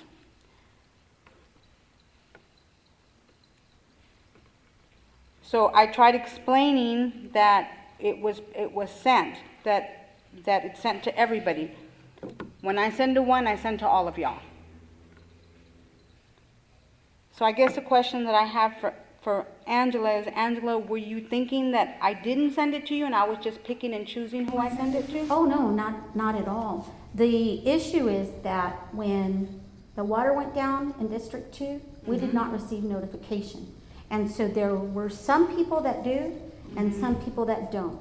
And so best practice is to make sure that everybody's covered. Because I've had several people come to me and their water was shut off also and nobody knew what was going on. Yeah, because I mean, this is sent to all of y'all for that reason. So I don't know, I guess the way it came across, Angela, is like you were saying that I was picking and choosing by the text that you were sending me, that I was only doing it to certain people. That's not how I do things. Well, It's I sent to appreciate everybody. that. I appreciate that. But again, you know, when the residents come to me and they tell me that my water's cut off, what is going on? And we don't have any idea. I didn't have an idea initially. And so we had water off and we had discussed this at a previous council meeting where there was water off for 3 or 4 days. And, you know, I think that... Only because you stated on here that I guess the Rangers were going to get involved, the Attorney General is going to get involved, because and again, I will let council know, when you hire your next city administrator, they don't have to do this. They run the day-to-day operation. It's in the ordinance. I choose to let y'all know what's going on. Every city administrator is different. I've been through 10 city administrators. Everybody does it different. So they do not have to give y'all this if they don't want to. And unless y'all change the ordinance. But I choose to because I'm, again, the interim city administrator. I don't want it. I want y'all to hire somebody, but I want to make sure, and it's a way for me to cover myself that I give y'all this. So I guess I just didn't understand. So are you turning me into the Rangers and to the Attorney General? Because I didn't send, because I sent it. Well, It's you're not involved, ma'am. I have the floor. Excuse Thank me, you. I'm reading She it. addressed it to me. Thank you. Talk to her, And not me. excuse me. I'm just trying to get clarification. Absolutely. And that is an issue that we need to be very careful with, especially with our residents. Because, you know, I'm part of the residents as well that didn't receive that documentation. And some people are saying, hey, you know what? We don't want to be discriminated against. And I understand that. So Contractors normally send it to the area that's going to be affected. Sometimes they come out, and as y'all know, sometimes they find out that there's more, depending on what they shut down, the valve they shut down, and Pete can attest to this, that, you can come up here, Pete, with me, they find out that there's other areas, and they've had this happen several times already. that Right, there's- just because we don't know exactly where the water lines run. So you turn off a valve and there's a T up there and it turns off another section we didn't know about. That, you know, it's hard to tell what, you know, especially when nothing's looped around, like on that side of town, nothing's looped. So we turn off a valve, it shuts off the whole section. So that's why when we don't know, when they're with the unknown, I mean, they're trying to get it out to the people they think it's going to be affected. But when stuff like that happens, yes, there's going to be people that they don't know, but it's not because they intentionally did not want to let the people know. Well, that's definitely good to know, because I know that some people do feel discriminated at times, and I let them know, you know, that the workers, the contractors particularly, they don't know where all the lines are. Yeah. So I know you stated in so here- appreciative, you know, just be patient, please.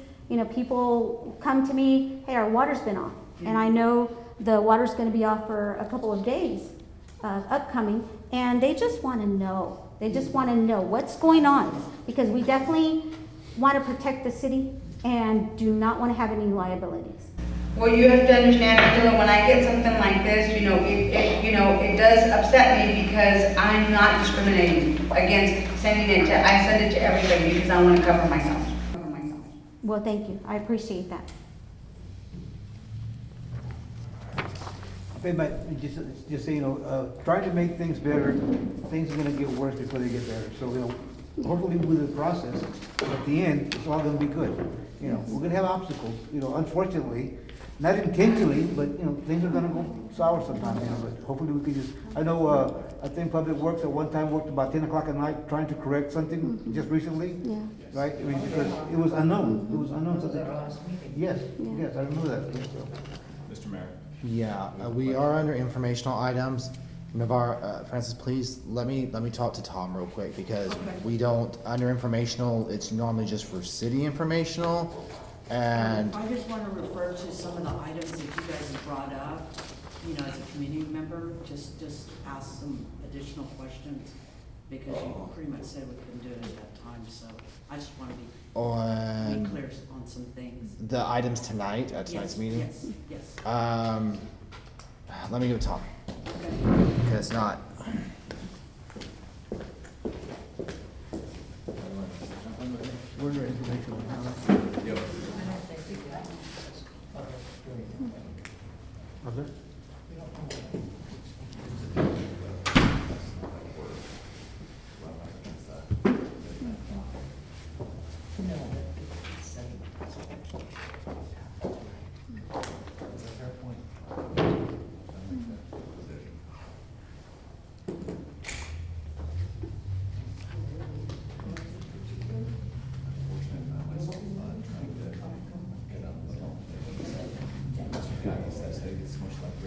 That's it.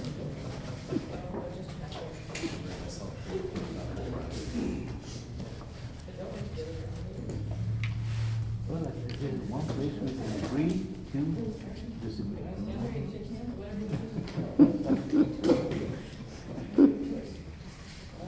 And then we make it better.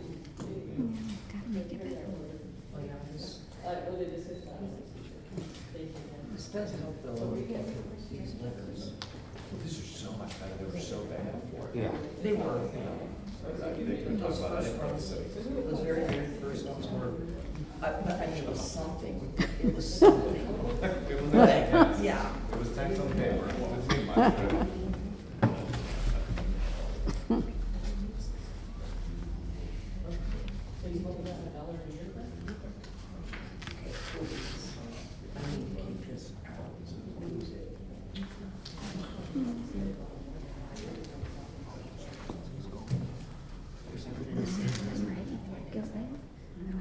I don't like owner. That happens a lot.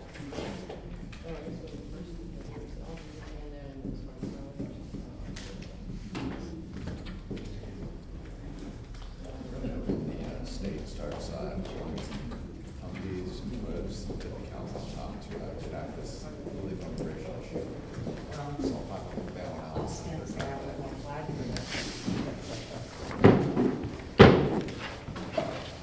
Okay, I'm gonna go ahead and, let Tom explain, since he's actually our legal counsel. Okay, Mayor, you know, as Anthony pointed out earlier, you've got, at the beginning of the agenda, you have the time for citizens to speak on different agenda topics. And under information, that, all this item is just for members of the council to give information to the public and to other members of the council about something that's occurring in the city or in the school that is of interest to the general population. It's not to get into specifics. That opportunity was at the beginning of the agenda. So this is just for general information, talk about a baseball game, Boy Scouts, wherever, but not to get into city business on information items. If Francis had an informational item, like say, I don't know, I'm gonna use an example here. So, my interest was to ask about some things that were brought up on the council. So at what time would I have an opportunity in the future to respond to something like that? Let's just say Mrs. Randall brought up a really good point about social media, you know? So if I wanted to engage in that conversation to ask some additional things, where would I ask that question so a community member could be heard as well? Right, so there is, as Tom pointed out, there is the public forum to begin with. Now technically, that is not supposed to be, that's not conversational either. I don't know what other words to use. Is that the right term to use? It's not the public at the beginning is not a conversation either. No, it's more or less just public commentary on the agenda item. I know that this council, Mayor, you have let people, when we get to an agenda item, that's the time to talk about that agenda item. Oh, that's the answer to her question then. Yes. So maybe we moved a little bit Yes. too quickly to, So at that Well, it's agenda not that item they is when you would, Quickly, I'm kind of, maybe misinformed to thinking that I have to wait till the very end to respond to some sort of topic that has been brought up. I mean, there's been a lot of things said this evening that I know have been part of discussion within the community, and I want to get clarification on. So now I know that when something like that comes up, i.e. what Ms. Randall was talking about, then at that time I need to ask for the moment to give that response or to ask additional questions and not wait till the very end. Because I heard you say to Mrs. Rodriguez, you can discuss that part at the end. so And sorry. I thought to Now I know myself, which- okay, at that I time, then I'll be apologize able so to much, ask Francis. I did not- what I want to yeah. ask. Because I thought that was at the point that someone else could It was make an just, inquiry. it was just because she Referring had to- not been signed up to actually Yes, speak on that. yeah, I understand that now. Um, I'll be more cognizant. And that's why you bring it up under information on. Yeah, well, I just want to be clear so that, I the appreciate next you time I pointing that out, attend and yeah. I have a concern or a question, then to try to follow it up at that moment. Yeah, and I totally see where you're at. My statements earlier with Dora, totally, yeah, and that wasn't, it was just for what Dora was saying, Sure. not the entire thing. So, Exactly. it's okay, we'll figure it out next time, just like you did earlier, just raise your hand. Yeah. Sometimes I'm not always like looking Yeah, out, sure. 'cause I'm looking here at the table, but generally speaking, I will catch you. Sure. Or if you would like to in the future, just kind of just Walk up. walk up, or Yeah. even if you just walk up and sit where you're sitting, just so I know. Yes. Because sometimes I'll be the first to admit I get into a bubble of what's happening right here, and Exactly. I'm not looking out there. Yeah, I appreciate that. So, again, I apologize, because I understand, the statement I made earlier, I'm sorry. So, let me read this real quick here. We have, this is an info for y'all as well, because we need to let people know this is happening, as it happens. We, being the city of Devine, we are in the process of preparing a grant application to be submitted to the Texas Department of Agriculture for a community development grant to drill the new well. We are all familiar with the fact that we are working on doing this new well. It's been a couple of years now we've been doing this. The Texas Community Development Block Grant Program requires the city to document report who is to be served for the proposed application. As this water well is a citywide benefit, households surveyed by the water system may be asked to answer an income survey. To qualify for this grant, the city must show a benefit to a minimum of 51% of low to moderate income persons and households. This application is for $500,000 to assist the city in paying for the needed well. This says your participation in this survey is a critical success to the grant. Our Public Works Department will be completing the survey over the next couple of weeks. If you have any questions, please contact City Hall. To complete the survey, we will need only your address, how many people live in the home, and whether the household makes more or less than the corresponding amount for a family size as listed on page 1 of the survey form. So obviously, it's a grant stuff. We've done this in the past. Dora, what was The last time we did it was like in 2017, 2018, but we only had to do it in. Because it in only just affected two one areas. area. Yeah. This particular one, talking to Judy Langford and the grant writers, this, because it affects basically the whole town, we actually have to, now, do we have to survey the entire town?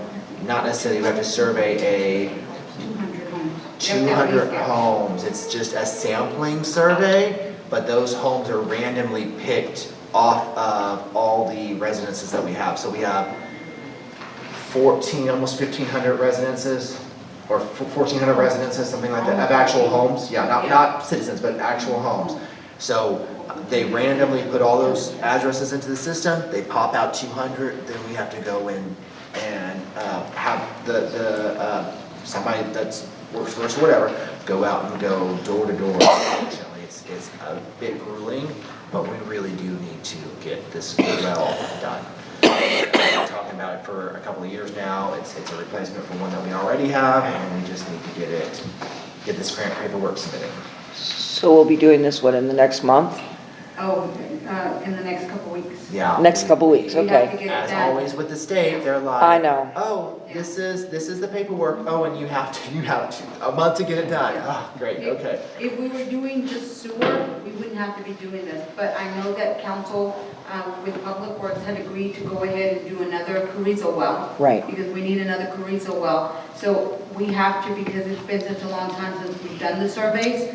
Judy Langford is gonna be sending us a survey that's gonna be attached to this letter, so when Public Works starts going out there, door to door, trying to get this information that we need to submit to Cool. them.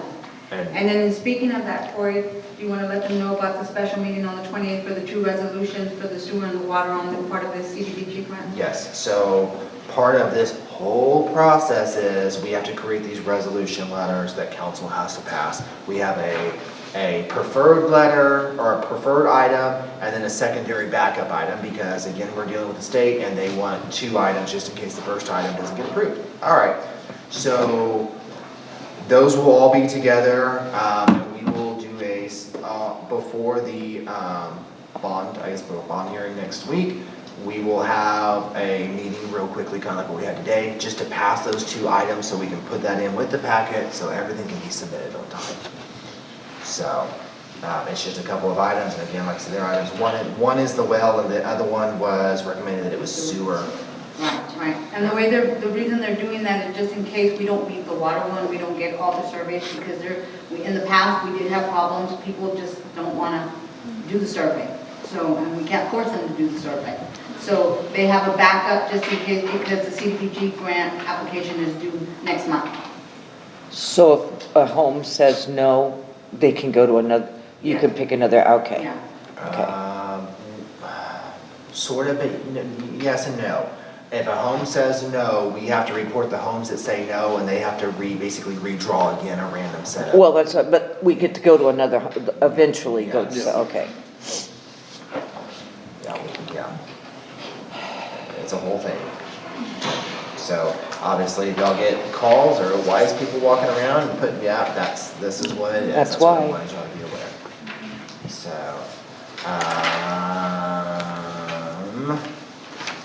we also have something up here from the Current Events Club. They're having a senior ice cream social Monday, April 10th at 4 p.m. at Martha Wall's house over on Benton. Ice cream floats, games, gift card drawings.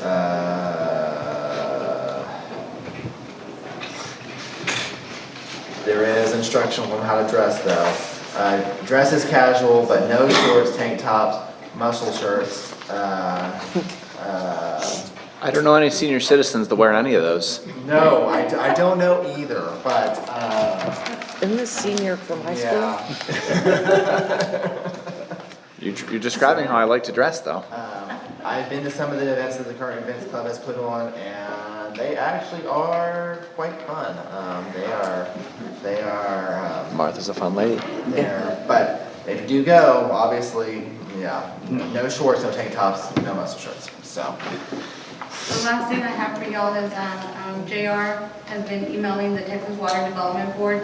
I know that the Senator's office did receive the timeline that we did. It did help them. They did reach out to them, and then they started responding to JR and Paula. I think the last thing that they wanted today that JR submitted was a form. I thought it was 1201, which he did it, and it was submitted to them today. Great segue. What do we owe them at ballpark right now? Where are we at on being able to pay them? They've been paid, my understanding up to date right now, right? Okay. Yes, How what mu- they turned in. From our, From our. Yes. From the line of credit. the water board hasn't We have released not released anything. it. So, because the money, the 7 million that we have is sitting in UMB Bank, it's called UMB. Texas Water Development has to approve for the notice to proceed in order for the contractors to get paid, because the bank will not release that money without Texas Water Development giving the okay. How much is left on our line of credit? A little over 700,000, because the first one was like 630 something, and then 110 on the second one. So we got 250 left-ish. Okay.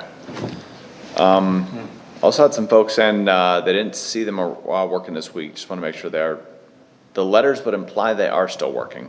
The contractors? Yeah. No, they're still working. Okay. Working, yeah. Cool. I saw them off of Wendy Knoll Yeah. yesterday. Right now, my understanding is. I don't know what street it was. Yes, right now they're spread out today because of the rain. They were just pressure testing. Cool. But, yeah, they're just all spread out. That's probably all we don't see them, so, but they're still working. Okay. And they were collecting samples to send in. Cool. I would like to request city offices, whenever folks are doing remodels, it's just kind of in line with the Historical Society thing, everything we can do to help folks get over those hurdles, and if there's just some regulation or building code that is standing in their way, please encourage them to come on out to council so they can get a variance. I know there's a building in the corner there, gentleman's been working on for a while now. He's running troubles, but especially in the downtown area here, I've had a couple folks just express some struggles and just the different regulations in doing renovations. So whatever we can do to just make it easier for them so we can clean this up and make that more the gem of the town and get these sort of historical society events. Do you know what kind of problems he's been? He was saying lots of things that I lack the knowledge base to really expound upon. Okay, because I know that Eddie goes through everything with Bureau Veritas, and we do have a. Bureau Veritas is a huge pain in the rear. Yeah, we do have to go because we adopted the international code, so we have to go by the international codes. And I would- Unless y'all change them, we adopted the 2009, those are the ones that we go off of, the international code. So that's what Eddie follows. And I would love to see what we can change in that to make it better fit a small town. But please encourage folks to come on out and let's tear up some regulation where we can legally. Would he be willing to have us sit down at City Hall one day to actually have a discussion or like?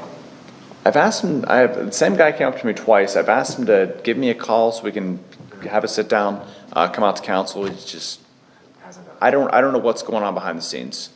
Do you know where the location is, more or less? It's the one here in the corner, Downtown on the corner. well, at the bathtub. Mike Brown's old building. Yeah. Oh, okay, I'm going to talk about Yeah. But there were some other people that have kind of chatted about it a little bit. That was the one that was most specific. But again, he was talking about stuff that phases and. I think Eddie I don't did know. tell me about that one, but I think there's more legal stuff involved. Okay. And there's that. Maybe that's why I just want to come out right now. involved Yeah. in that. Yeah, because of the ownership, Raj. yeah. So yes, he did let me know about that, but there's more legal. Okay, good enough. Last thing. I'm a staunch supporter of efficiency and ethics, but really have to encourage my counterparts to make statements and requests that encourage positive behavior rather than hinder the movement of government. And please don't use your public position to argue back and forth or get in these personality conflicts. Please come to our staff with solutions rather than inflammatory language and disrespectful behavior. Always seek to understand. I don't love the lack of processes we have. I don't love all the things we do. However, I'm not sitting in that seat. I'm not the one taking on these problems day to day. So I please ask that folks come with solutions and a positive attitude. Amen. That's all. Thank you.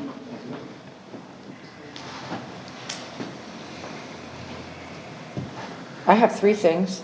All right. Okay, the first one is this stack of paper, I hope you never get again.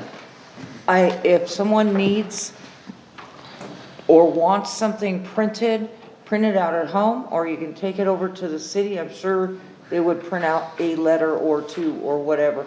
This is like a ream of paper for each of us. Well, That's why what- we've that's what I got need to know these, so from- we don't need them anymore. That's what I need to Dora, go ahead, Dora. That's what I need Talk from about this. council, is I need to know, because I know some of y'all have requested y'all want paper copies, so, and so then if y'all gonna get paper copies, there's no need for us to be emailing them to y'all, because that's added work. So, I mean, y'all need to tell me, I mean, are we gonna do some emails and some, paper copies? That's what I need direction from y'all. Please paper by request only. For each, I don't want paper. This is what this is for. Josh, would be paper by request only for each item or the entire packet? I think that would be up to it would be part of the request. Do you want a specific item on paper, or do you want all? Me, I want everything digital. I don't want to see a piece of paper.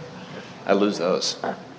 Yeah. I know, David, we've been giving you paper, Yeah. but you've been requesting it, and Yes. Angela, you're requesting the paper as well. Right, just the. What Ophelia told me. It's a waste. Well, From the state forward. I think that if we just do what Josh is suggesting, I think that we can try that and see if that works. So, Okay, my second thing was Chamber of Commerce. I went to their meeting, it was this that's week, right. You're actually. an update lady on that one. Yeah, aren't you? they're doing lots of stuff, they're still in the process of doing lots of stuff, so there really wasn't anything major. But the one thing is, over here on the side of the, is it this? It's behind you. You're talking about where the sign is? Yes, the It's Think behind you Local. on this wall over here. Okay, over here, this wall behind us, it says Think Local. Well, they're going to, whoever did that for them, and they never said it, and I forgot to ask who, is gonna come and take it down and put the new motto logo, the sign that Cindy brought us and showed us the other, last meeting, that's gonna go up there. So they just wanted us to know. That's fine. I mean, So the new Think Local motto will go up on that wall. That's really the only thing that, here at this table, we really kind of needed to know. well, it's like I said, when we did the wall back here, we sometimes put stuff up and we let it sit for years and years, and it really needs to be freshened every so often. I think the wall back here, I recommended every 4 years or something with the paint, but just Yeah. same way, that's been now for, Think Local, that came out before COVID. It did, so it's a good 3, maybe 4 already. Yeah, maybe even 4 years already that, so it's time for them to, new, fresh, whatever, maybe not a whole new logo, but whatever, that's what they're doing. Right. At least fresh film on it, to make it look good. I have a third thing, Okay? and it's actually a point of privilege. So, I'm gonna time you on it then. okay. You got 5 minutes. Okay. The city has been advertising for a city administrator for the last few months. Could there be a reason for the low response to fill this position? Most applicants will study the city or any company that they're thinking of applying for. If they're thorough in their research, they will read the local newspaper, watch the city council meetings online, look at the city's budget, and investigate social media. In my opinion, there is one very significant reason for the lack of interest, which is the negative comments on a certain social media page. Here's a post, quote, "We must start applying for grants and have those in charge of our tax money be certified, trained, degreed, and important, ethical," unquote. The city does apply for multiple grants every year, and insinuating that the city has no certified, trained, or ethical people in City Hall is completely and extremely destructive. If this is true, where is your evidence?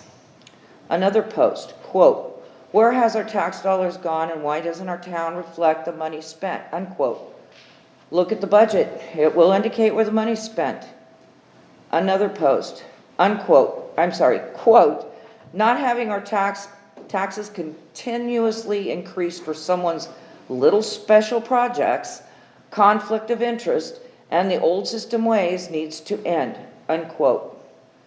The current city tax rate is at an all-time low since 1983. That's 40 years. As a matter of fact, it is 31.8% less than 20 years ago.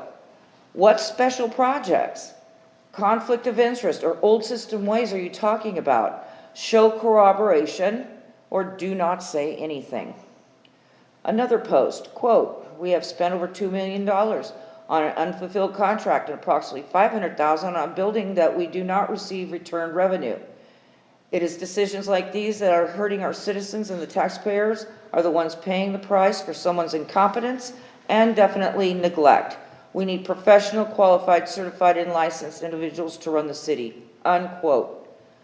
Bring forward the proof that the city spent $2 million on an unfulfilled contract. Stating that the taxpayers are paying the price for incompetence and neglect without substantiation is a complete falsehood. Another post, quote, "We need qualified, responsible, and ethical city manager or administrator who gets the job done. There are several issues addressed by residents on incomplete projects in the last council meeting, but apparently the funds, I suspect, were spent elsewhere," unquote. Currently, our interim city administrator follows the guidelines set by this very council. What is not accomplished in your opinion?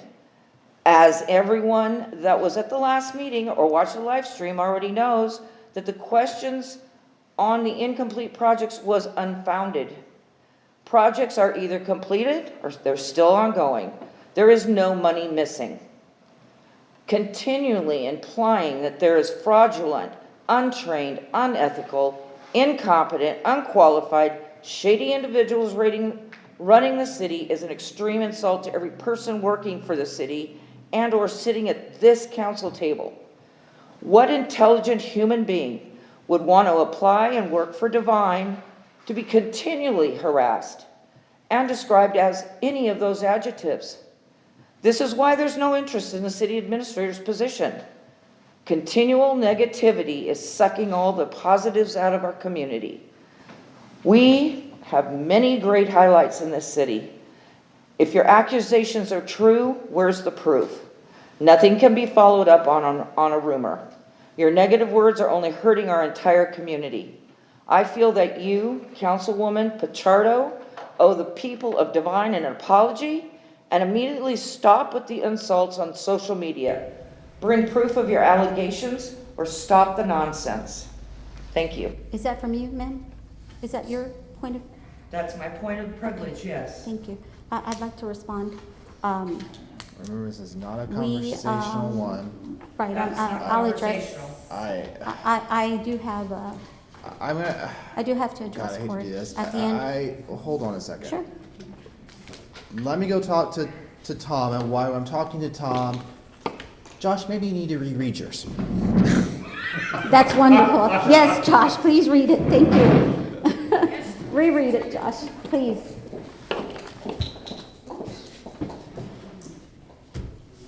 Thank you, guys. Actually, that's what I was gonna address. That's what I was gonna address. It's all over the map today. Yeah, I was gonna address that in my comment, Terry.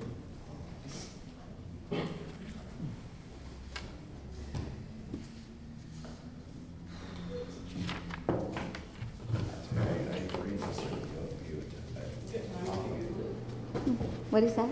I agree and disagree with both of you quite frequently. Yeah. You just take personal disagreements. It's just freedom of speech. Everybody has freedom of speech. You can't violate that. You know. So I mean, and I think transparency is needed, and there's nothing wrong with questioning things, unless you maybe don't want to. And why?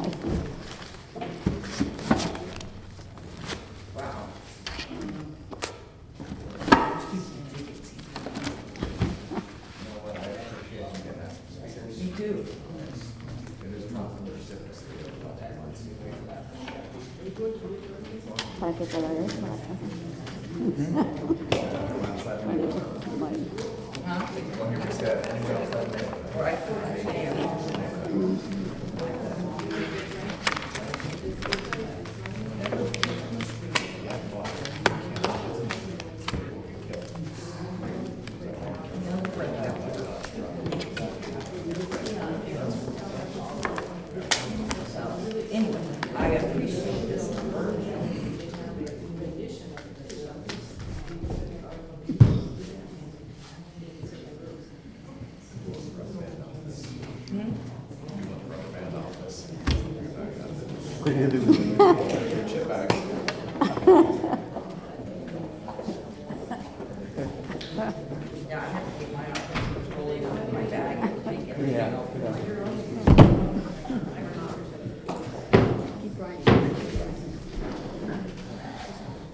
Okay. So Angela, if you do want to point of personal, Before, can you just make sure that we get copies of, for the minutes, like the point of privilege and stuff, we'll need copies? Yeah, I got it. you can have 5 minutes, a personal point of privilege, but I want to say this before we start. Please be aware, everything is being seen. Like, everything. Everything that's being said, everything that's even said online, whatever the case may be, it's all being seen. And I find it very difficult as somebody who just got criticized just a week ago that I wasn't running meetings correctly. I can't control this. There's nothing here I can control. What's happening now. That's why I met with Tom. There's nothing here I can control. So if anybody wants to be upset or frustrated that the meetings are not, y'all are all adults. Like, seriously. But if you want your 5 minutes, let me start the counter. Let me just start real quick. Mayor. You want 5 minutes? I'll No, give you no, 5 no, minutes. no. Couple of seconds. Couple of seconds. Just a reminder to all of us, once again, that we are elected officials, okay? Let's conduct ourselves accordingly, you know. Let's respect each other, you know. We have to set the example for this community, for the citizens, you know. Elections are coming up.